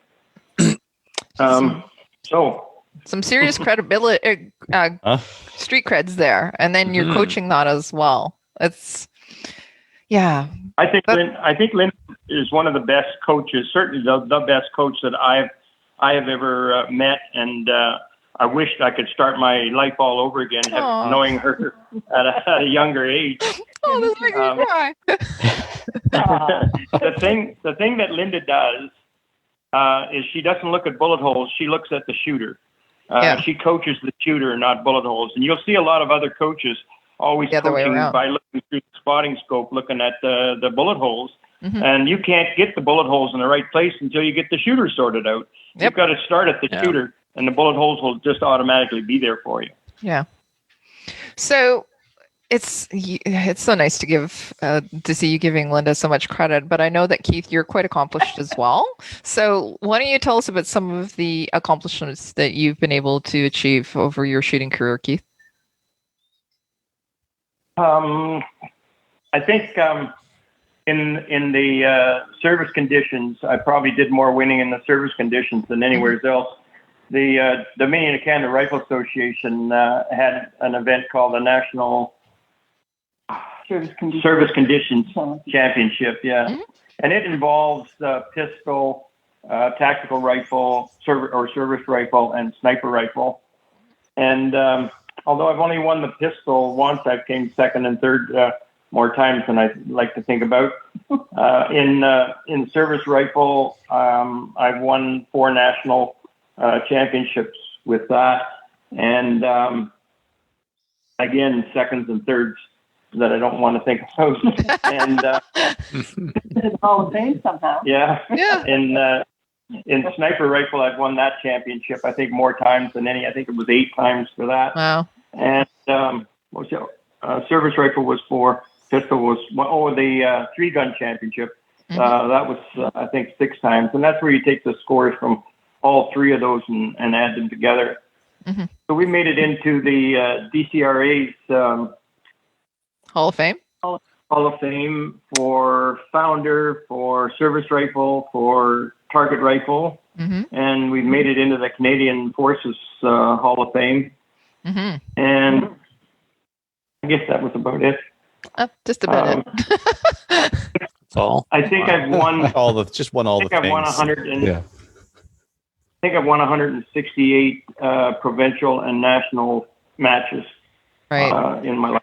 And you've also shot for us internationally as well, like at Bisley as well. Oh yeah, I've been to Bisley on both the service rifle team as well as the target rifle team more times than anybody. I don't think there's anybody that's even come close to that kind of double record. It was a fantastic go. The service rifle was shot first in Bisley, and so I'd go over there with the Army team and I'd shoot the service rifle, and then I'd just move out of the military quarters and move straight into the Canadian pavilion that was there that the target rifle would stay in, and just pick up a different rifle and carry on. Carry on. And I'd end up over there for nearly a month and a half or so of just shooting. So Nice. And then and now you guys actually are taking that. You've been talking about coaching. Now you've taken that coaching piece and you've actually are going to our Canadian Armed Forces members, and you're coaching them as well as individuals as well that are not part of the military. And you've actually coached people to the Queen's Medal, and you've actually basically taken people and coached them to their own championships as well. Yeah, we coached 13 individuals to a Queen's Medal, and of course, the Queen's Medal is the highest award given in the Canadian Forces for marksmanship. Mm-hmm. Keith was running teams and doing all that stuff when I met him, and he would encourage me to come out. And at first, I thought it was because he just loved to have me there, and then I realized. Of course, he does. All the guys are trying to learn position shooting, and that's my specialty, position shooting. That's where I grew up, and it's much easier to coach it for service rifle if you've already coached it for something that's fussy and demanding, like Olympic style small bore. So it was a lot of fun, and I did have to learn the sitting position. I had never shot that, but the others are actually more difficult, so that worked out well. It was fun to watch Linda coach the military guys. These big tall ass kickers to get in, fold themselves into little position, and she would mold them and push them and brought them into a much better position. Yeah, and that's where those Queen's medalists came from, was just a plain better position than they ever had before. Mm-hmm. Get into the position, build a solid foundation. And I like what you said about what Linda does. She looks at the shooter as opposed to the bullet holes. And if you're able to do that and get the guys into something that's easily to get into and something that's comfortable for them, they're actually going to be a better shooter, more accurate as well. Yeah, if you don't have your fundamentals down, you're not going to repeat anything. So yeah. So sorry, Linda. We want to just make one little amendment to the way you phrase that. We don't care if it's comfortable. Oh, yeah, actually, you know what? You're absolutely right. Like when I coach people, it's like, I don't care if you're uncomfortable. It just can't hurt. If you're hurting yourself, then you're not. But you get used to it and get into those positions. And once you actually get into those positions and you do it frequently, it's not going to be uncomfortable anymore. But yeah, exactly right. And sometimes it hurts. Sometimes it hurts at the start because those muscles and tendons haven't been stretched properly. That's true. So it takes a little while to get that sorted out, but we still push for right rather than comfort. Yeah, we don't want to damage anybody, that's for sure. But yeah, it can be a little bit uncomfortable, difficult. Yeah. So the caveat that we have to put in there: you shouldn't actually have to go to the hospital after getting into a seated position. Yeah, that's right. But when we train cops and soldiers, we push them pretty hard because they need. And if they're not pumping Advil, then they figure we haven't done our job. Yeah, and that's actually perfect. After a full day with you, you should be able to you should be exhausted both mentally and physically, and need a good hot tub, a couple of Advil, and maybe a bit of alcohol beverage to relax, and that's just a small amount. Just a small, okay. So now that we've known all about you, tell us a little bit about Milcun as well, and then we'll get into the mental piece. So, where are you guys located? You're here in Ontario. Yeah, we're just north of Kinmount by 6 kilometers, south of Minden by about 11 or so, and on Highway 121. Okay. We spent about 2 years looking for a property. We lived at Burnt River at the time, which is about 25 kilometers from where we are now. And we drove all over Ontario looking for a property that would be suitable for what we wanted to do. And that all got started when Linda and I were having dinner one time in a restaurant. And I had mentioned that when I was in the military, I often wished I could have had a range or be able to walk down a range road, and off of that road would be these various ranges that would be there. And Linda said, well, she'd always wanted a property big enough that she could get lost on. And we both sort of looked at each other across the table and said, it was stars in your eyes. So we drew this all out on a napkin as to what we were wanting to see. And then Linda was working in Toronto at the time, and I was still in the military up in North Bay. And we would meet on weekends in a particular area of Ontario and search the area for land. We'd go talk to real estate agents and township councils and that sort of stuff to try to find this property, only to eventually find the property 25 kilometers from where we live. So we developed that into ranges. It was all bushland, and we developed it into the various ranges that we've got there now. And that's how that really got started. And now people come from all over the world to come and do courses with you. They have, yeah. We've had them from Africa, Germany, Australia, Bermuda, all across Canada, every province. Okay. So what we're going to do is we're going to talk a little bit more about Milcun and the courses you're going to be offering. I know that COVID has actually impacted your ability to hold these courses. And I know that, Linda, you've been scrambling to reschedule everything. But yeah, I know. Me too. Only 3 times. Anyways, so we're going to talk. I'm so familiar with Eventbrite now. Sorry? I said I'm so familiar with Eventbrite now. Oh, I know. Software used for registrations. It's like, oh God, not again. Mm-hmm. Yeah. So we're going to talk about upcoming courses in just a little bit, but I do want to get into the marksmanship piece of it. Now, you've written, both you and Keith and Linda, you've written 2 well-known books. The first one is on the wind book for rifle shooters, so understanding wind. But the other one was The Secrets of Mental Marksmanship. Is it The Secrets or The Power? I've seen both titles. It's called The Secrets on the cover, and most of the inside refers to power. Okay. It started because I had it as power, thinking personal power. Okay. And when Paladin Press was our first publisher, got hold of it, they said Secrets would be way more inviting, so they changed it on the cover, but never changed it on the rest. So that's how that happened. Yeah. Tony Robbins would have eventually sued you. Well, that's exactly right. Exactly right. Yeah. And Secrets is so mysterious. Anyways, so go ahead.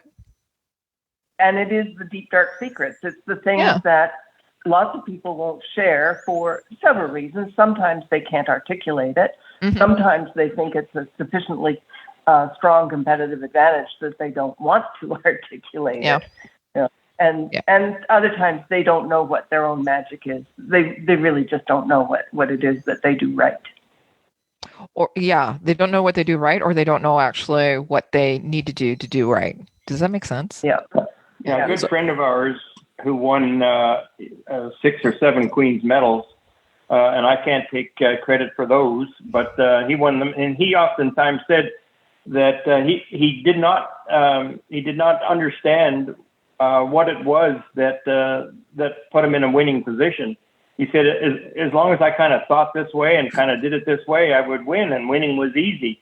Mm-hmm. And it wasn't until he got involved with mental marksmanship that that he started to be able to put names on things and call it things and work in that direction. Mm-hmm. Maybe he found out what, yeah, that's exactly.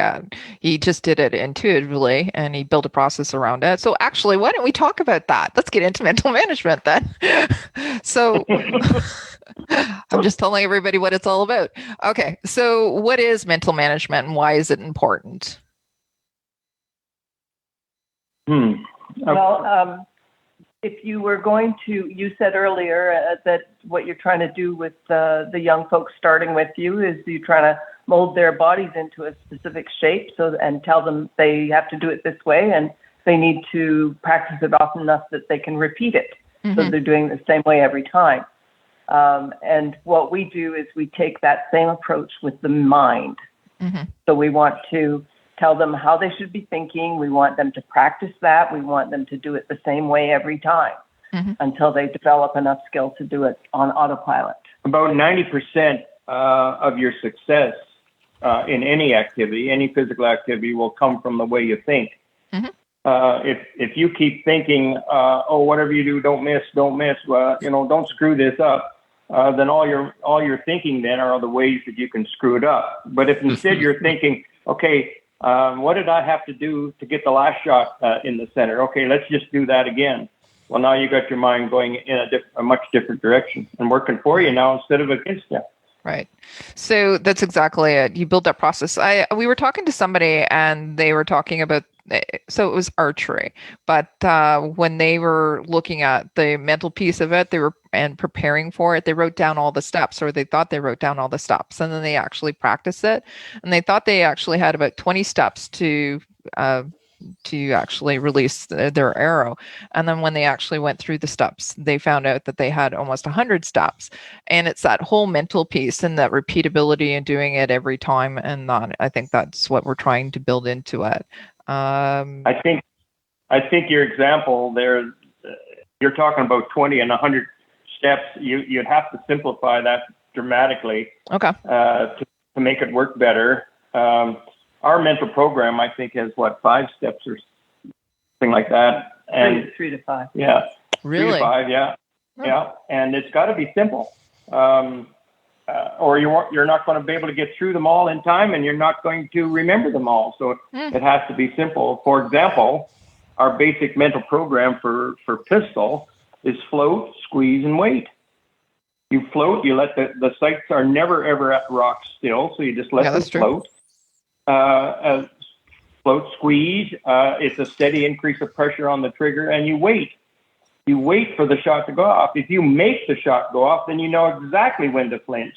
Mm-hmm. But if you're waiting for it and it goes off as a surprise, and that's what that means, you don't know exactly when this shot's going to go off. It's going to go off in the next second or so, but you don't know exactly when.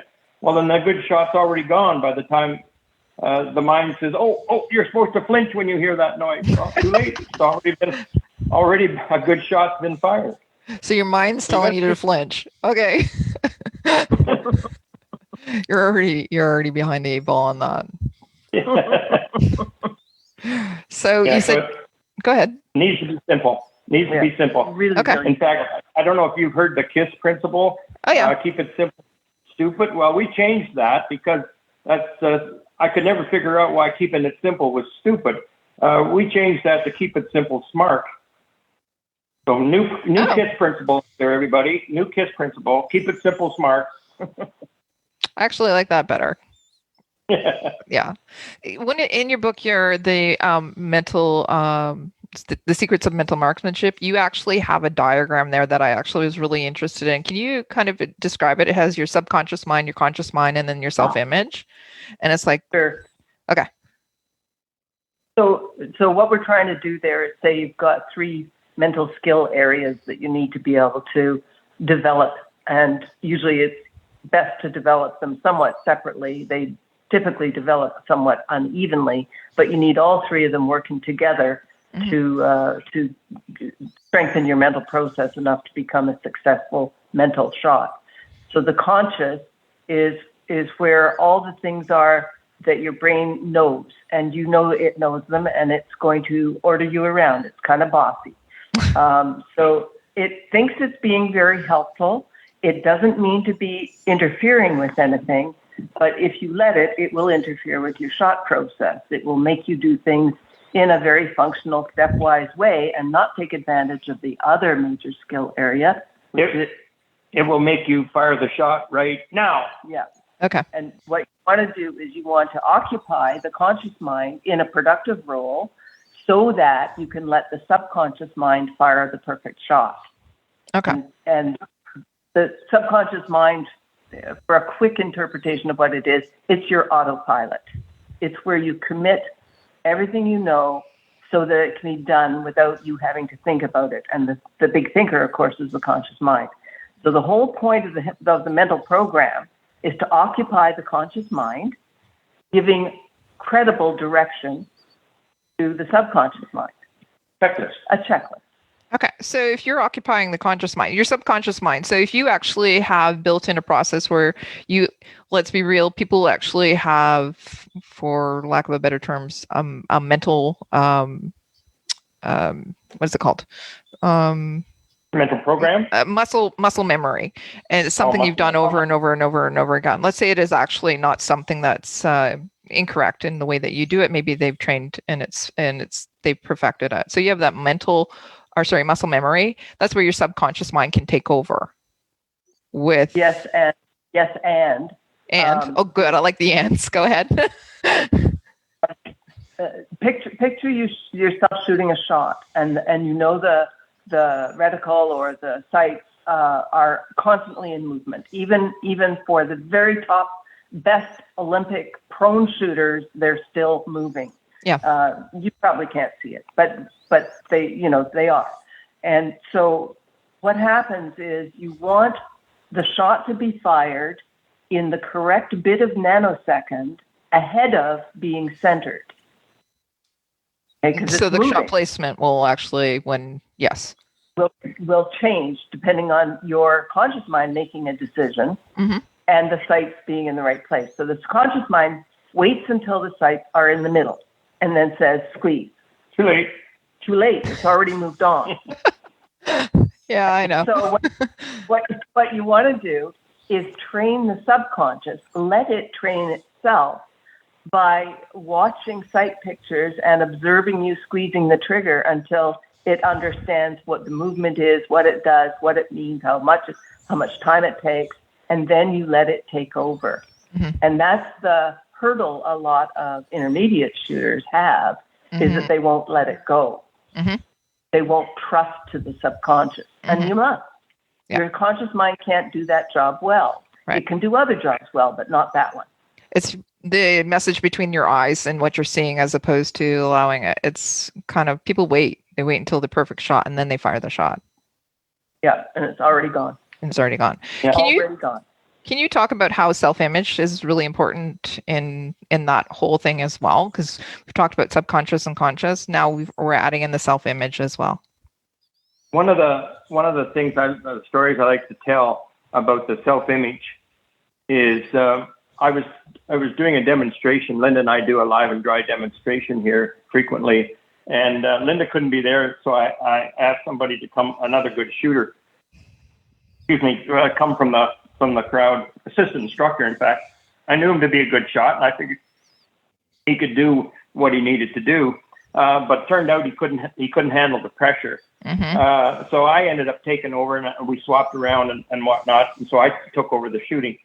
And later on in the classroom, one of the students said, "My God, the pressure you must have been in there to have to take over shooting like that right in front of everybody and at that exact moment." And I looked at him kind of strange and said, "No, there was no pressure. Linda and I have done this demonstration 100 times. I'm well aware of what has to happen and how to do it. Would you feel pressure if I asked you to go over there and open that door?" And he said, "Well, no." I said, "Why?" "Well, because I've opened hundreds of doors." "Well, exactly. I have fired hundreds of shots in that exact same situation. I know exactly how to do it, and there's no stress involved in it at all." And I think that's a classic example of self-image. You need to practice correctly so many times that it's you feel the same amount of pressure firing a shot as you do when you're going to open a door. Done it before. You're just going to do it the same again. I think that's what One of people. the, Oh, sorry, good.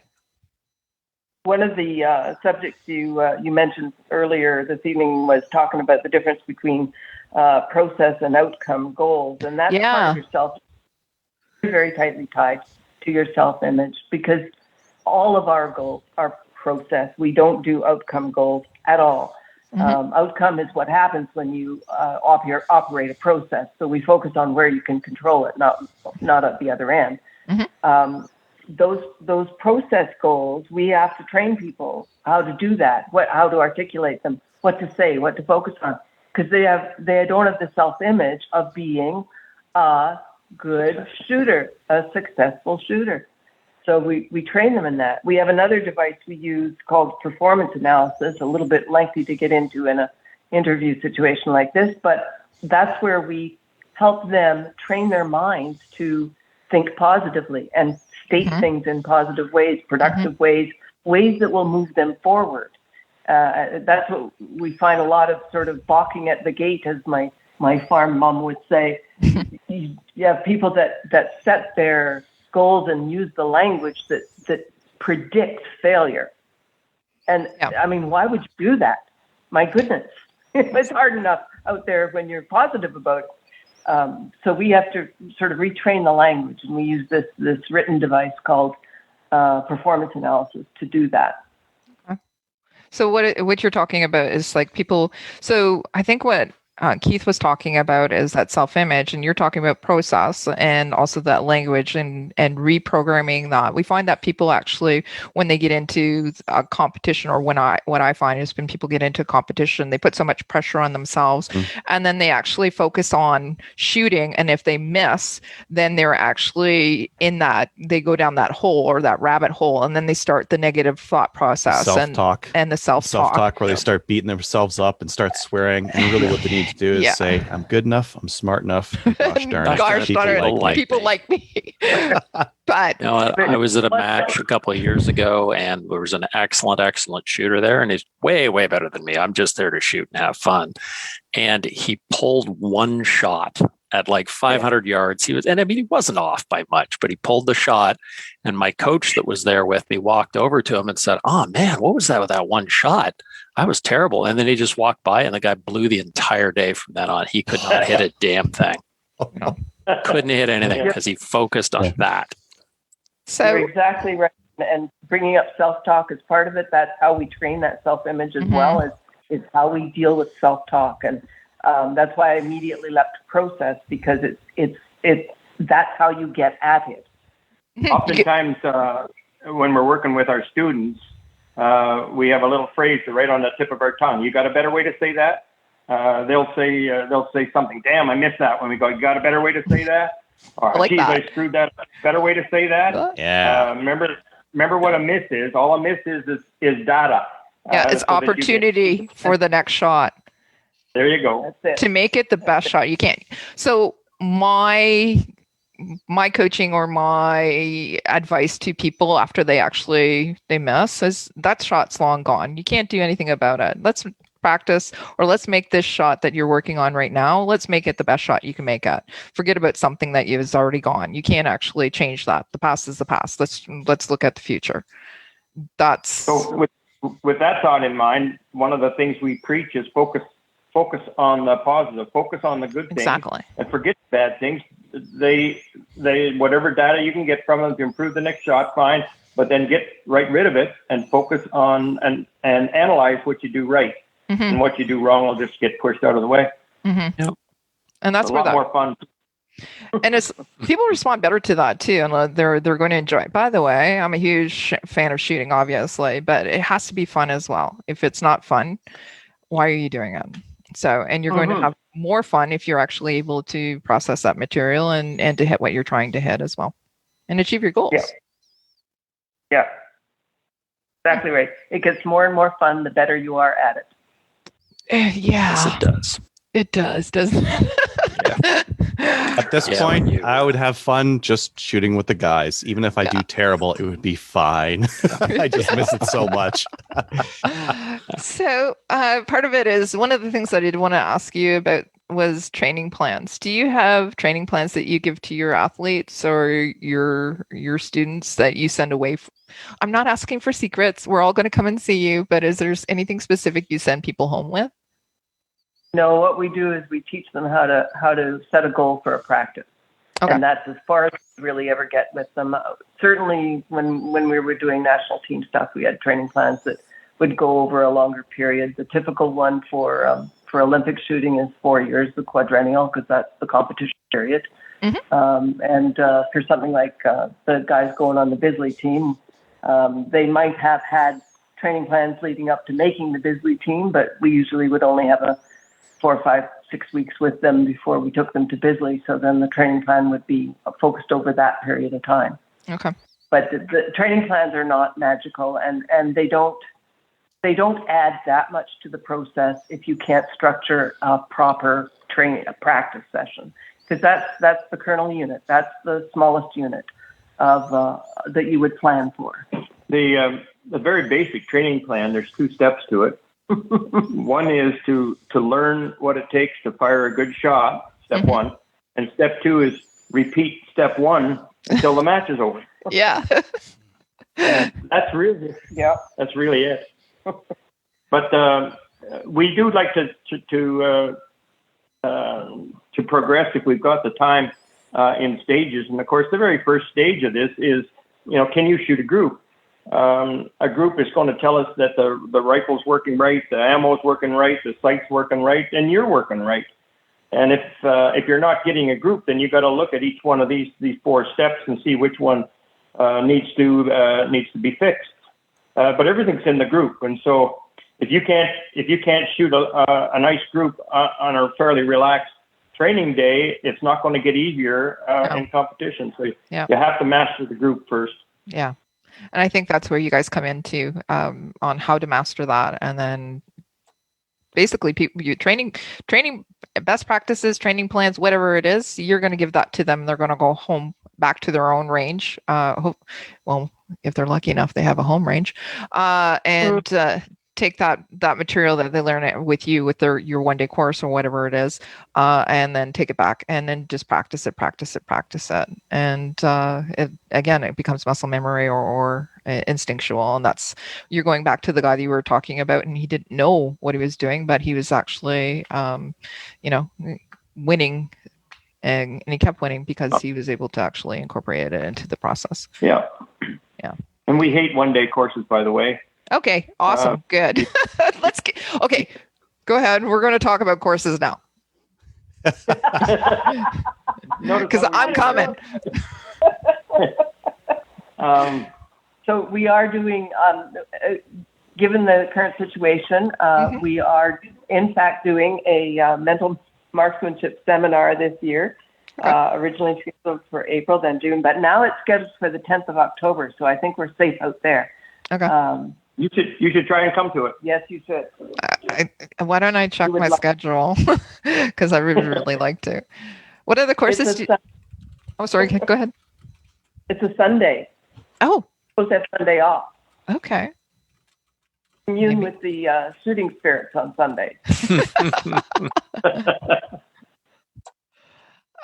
What other courses do you offer besides the mental management? Because I know that you offer quite a few. You offer both for, as we said, your military as well as police services and also civilian as well. So what types of courses do you offer? For civilians, we offer a 5-day enhanced long-range rifle skills. We take them from how to fit their rifle, how to shoot a good shot, how to shoot a group out to the 600. Get zero. Oh, yeah, get zero. Out to the 600 meters. And it's 5 days, and I think most everybody grows by leaps and bounds. It's not a beginner's course. It's kind of an intermediate course. Okay. Quite a few people have taken that course and are very impressed with it. Mm-hmm. We do a lot of the basic stuff right at the start because not everybody has that solid foundation that we have to build on. And the ones that do feel some comfort in thinking, oh, yeah, okay, I got this, right? So it's helpful for everybody. We come to find out, that the shooting of a shot at 600 meters is exactly the same as shooting a shot at 100. As far as the shooter's concerned, you let the gun take care of the distance, and Right. you have to apply a bit of wind, but the firing of the shot's exactly the same. Yeah. The fundamentals and the foundation are exactly the same. Yeah. That's exactly it. And then you also actually, you do need to incorporate the ballistics and that as well. But so if people are actually wanting to take these courses, you have them available online, and are they really up to date now that COVID's over? No, COVID's not over. Let's be real. What they need to do, they need to contact us by email. Those courses, we're running 2 of them this year. They're both overbooked and waitlisted. So, okay. But if somebody's interested, I'll let them know how to try to get on to 2022. Okay, that's perfect. Fantastic. Yeah. We are also doing 2 wind courses this year, same course twice. Okay. We haven't been doing them because we used to do them on the Canadian Forces bases, and that got to be somewhat inappropriate. Okay. Onerous, yes, that's the word. Onerous? Onerous. Yeah.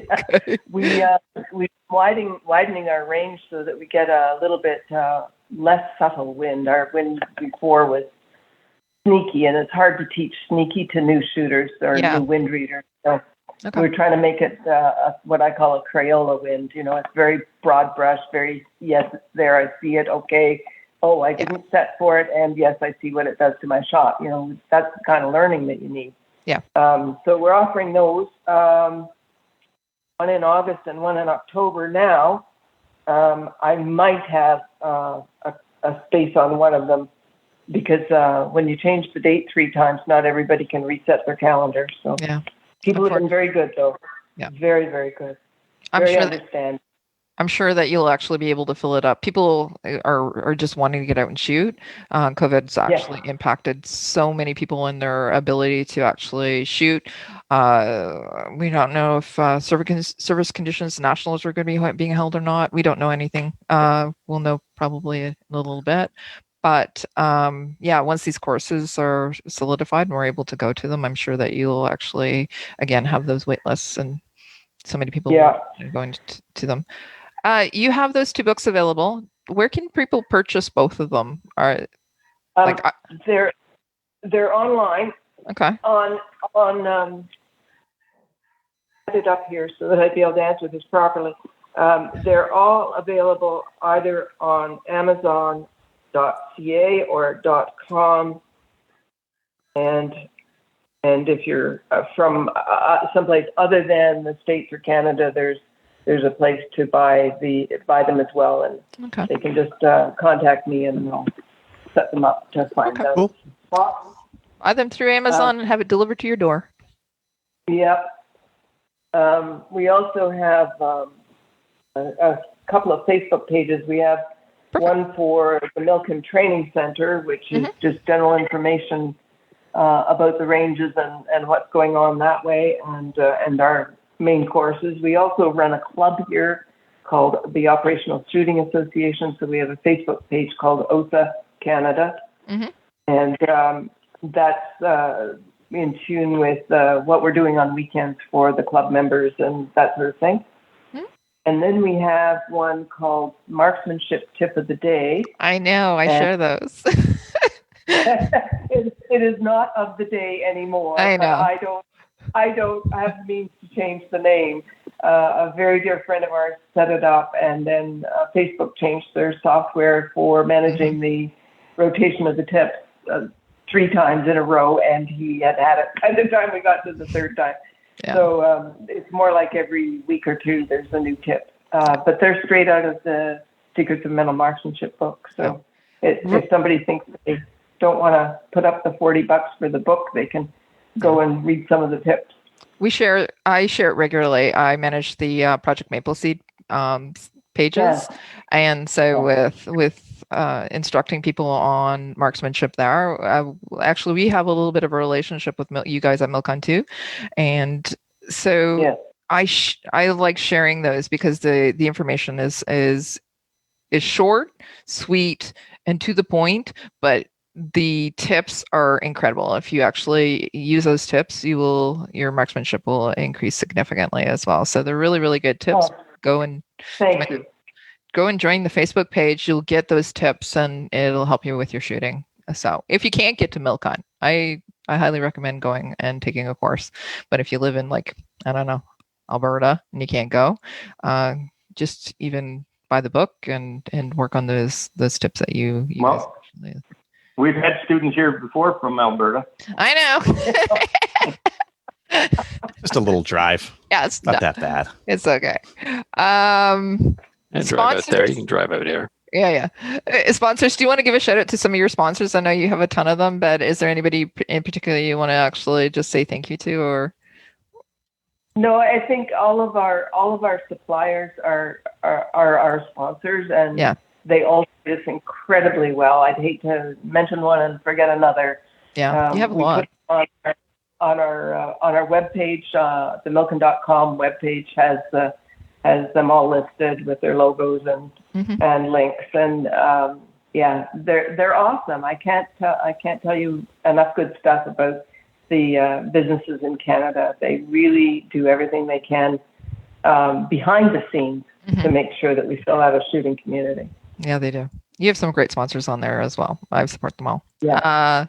So you talked about the website. If people want to get a hold of you, they can actually go through the website. Your email address and everything is there. Is it? Sporadically. Okay. I get annoyed with screen scrapers and then I take them down, and then after a little while I put them back up. So here's the thing: email us at milcun@simpatico.ca. That is our native root email. Perfect. It's milcun@simpatico.ca, and you know it's old because we're still using that. And, Okay. and can anybody figure out where we come up with that name, Milcun? Military. No. And this Cunningham, I'm guessing. Oh, Miller and Cunningham. Yeah. Gosh, I'm right. Keep it simple, right? Yeah, special prize for you. Yeah. But see where my mind automatically goes? Military. Yeah. Anyways, okay. Well, and you've also been pronouncing it Milcun, and of course that comes from the military as well. Exactly. Yeah. Yeah. You can tell what my history is like, right? Anyways, Milcun. I've totally been pronouncing it totally wrong all this time. Okay. Now I feel like an idiot. That's lovely. All right. When we met, of course, Keith is so military as Sled Screen, and I had absolutely no military or police in my background whatsoever. I mean, an uncle who went to war, this is it. Mhm. And I think Keith he was the one that suggested the name, and I thought, well, that's really nice. He's kind of put me first. That's cool. And then I realized a few years later that everybody he knew would think it was military concentration. Hey, it is what it is, but it's sweet. I think that, the two of you together, you guys are such a great pair as well. And it's really actually quite sweet that, Keith and you were complimenting each other in the interview as well. So it's so nice to see. Aw, thank you. Those that shoot together, stay together. Yeah. Yeah. There's strength in all this mental marksmanship stuff. Yeah, there is. Well, I wanted to say thank you very, very much for coming on. It's been a fantastic show tonight. I really, really appreciate you taking the time out of your, I know, incredibly busy day and coming on and sharing some information with us about marksmanship, and then also about the courses. Again, we're going to get out to see you, and hopefully this COVID will allow you to have many more courses and fill them up and provide our shooters here in Canada with some great practices and training for shooting. Yeah. Thanks so much for coming on, you guys. Thank you for inviting us. We really do appreciate it. Thanks very much. Thank you so much, guys. Have a good night. Good night. All right. Thanks once again to Linda and Keith for coming on, and probably one of my most favorite subjects to talk about. And yeah, I kind of feel like we actually cut it short. It was a long interview, but we kind of cut it short. Could have gone on for a while. We could have talked about a lot get them more. on again. Oh God, yeah. That would be so good. Yeah. Anyways. Okay. They have quite the resume, that's for sure. Yeah. Right? Yeah. Yeah. Yep. Yeah. Want Anyways. a couple of these, want a couple of those. Like, Yeah, just Yeah. a couple. And I thought it was so cute. Wasn't it so cute? And Linda, she kind of is downplaying. Anyways, I'm going, oh, this is so sweet. Yeah, that was. Anyway. forgetting that time when you got the triple header and you just Yeah. won everything. Yeah. Yeah. Instantly about on that time. Facebook posted a picture of her and Prince Philip.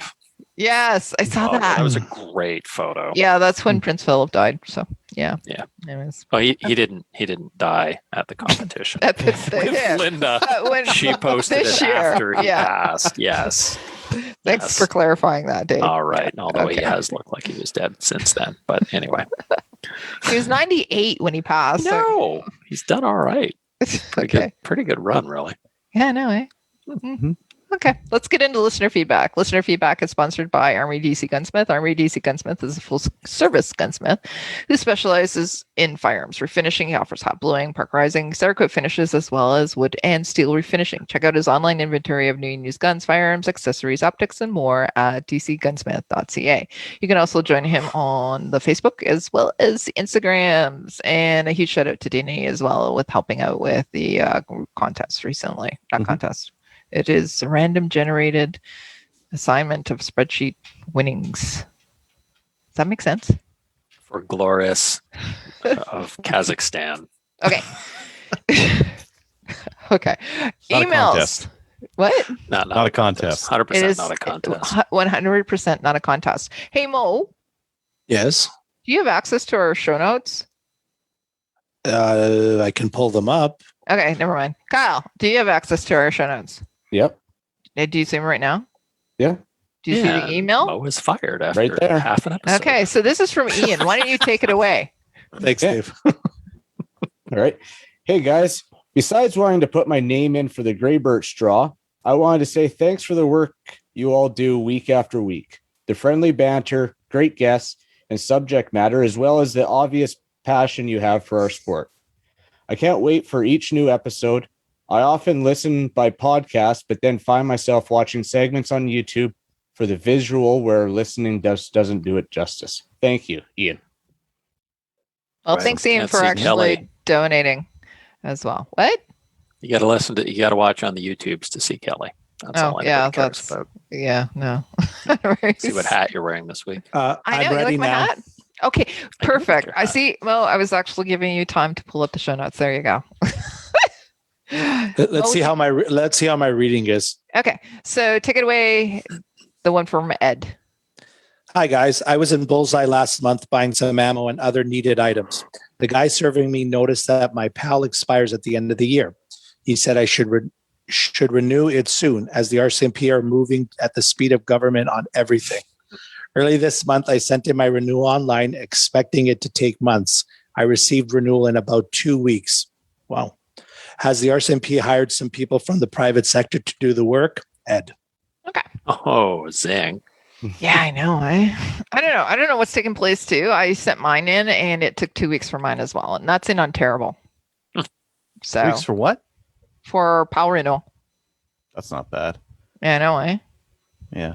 Yeah. unless Although you're- I did sell some restricteds recently. yeah, your red One shirts. of them went one of them went in one day, and the other one I'm still waiting on the transfer, and I started it last week. So I'm guessing the one was in Alberta, and the other Uh-huh. one was anywhere else. Ontario. There you go. I transferred an AR-15 to a guy in Quebec one time, and it took like 4 months. Well, that's because it was Well, the last two restricteds I did took 2 business days, so I was pretty shocked about that. So that was nice, Wow. and they emailed it right away. So so. That's fantastic. yeah, That's the way for it now, should be. anyways. Yeah, It's that's moving like well. one database thing record to another database record. It should be Exactly. instantaneous. So the way it should actually happen is I phone you and go, yeah, your gun's in the mail, enjoy. But, given the system we have, it should be fast. Yeah. Yeah. Yeah. Anyway, Kelly wandered Such off. is- Oh, such she's is back. the way. Yeah, sorry. Dogs were barking. Oh, okay. You like dags. My dogs are barking. Anyways, yeah. So if you want to actually send us an email at slimefireradio@gmail.com. We'd love to actually read your emails, talk about how long it takes to renew something or the government to work for us or whatever. And also, if you have actually any events that are happening too, we'll send those to us too. Oh, those are going to start coming in again. I know, it's exciting. It's going to happen. We're doing happen. stuff. It's like Mhm. it's been 2 years. Pew, pew, pew. All right. Patreon. We do have a new Patreon this week. It's actually ENF, who sent in the email, and he also contributed to the Great Birch Solutions. So Ian, thank you you're very awesome. Yeah, thank you very much, Ian, for actually contributing and helping with the show as well. If you'd like to become a Patreon supporter, you can actually go to patreon.com and search out Slimefire Radio, and anything that you can donate will actually help us keep this show going. And also, Ian, do we have your mailing address? I know that we have your email, but if you could actually send us another email with your mailing address, and we'll send out some swag to you. Hey, Put your name on this thing. It'll come right up. yeah, and also, what size shirt do you wear? Okay, just send that too. All right. Shout outs. That's it. Anybody got shout outs? Adriel, do you have a shout out? Oh, it's all the random people who are like cluing me in on all the stuff I was totally ignorant about on the Lee Enfield stuff. Lee Enfield I dysphoria. probably would have made like a couple of fatal mistakes pretty early on. I guess not fatal. I mean, it's wood. You can always just I don't know, build it up again with epoxy or whatever. But I probably would have made some mistakes, more mistakes. So thank you to everyone for telling me about all the stuff I was missing out on with Lee Enfield restocking. I couldn't just stain it and put it on my gun. That would be sacrilege. It would be. Okay. Kelly, How about you? random? Well, I'll go last. Random Dave. Linda and Keith. I'm just gonna steal all of Kelly's stuff Shut up. because that was the stuff I was typing in, and then I looked up. I'm like, Hey, oh look. man. Gilly's Kelly. written that already. So Linda and Keith, thank you so much. You guys are awesome. I'm gonna definitely get off my ass at least in 2022 and get up there and take a course, which I've been promising myself I was going I to know. for quite Me a long too. time. And our new co-hosts, Cal and Mo, You welcome aboard. guys. Bastard, you actually are reading everything. You said go first. This is on you. All on you. And yep, that's all I got today. I missed you, Dave. I miss you too, Kelly. Anyways, Mo, what about you? My shout out is to all of you. Thank you for welcoming aboard. And after 400 plus episodes and 8 years, I hope that adding me is not your jumping the shark moment. So that's it. Based on the age group, I figured you guys would get the joke, or the reference, I should say. Yeah, I got that. Thanks. I only know it because I Googled it when it became something that everyone said endlessly Jumping the shark. 5 Yeah. years ago. So Yeah. It's that whole episode from Happy Days. That's right. I know this. I'm not And- old enough. Anyway. Anyways, I was hoping, Mo, that you were a little grumpier because we wanted the older guy with beard and no hair and to be like the Got to figure out his triggers. yeah.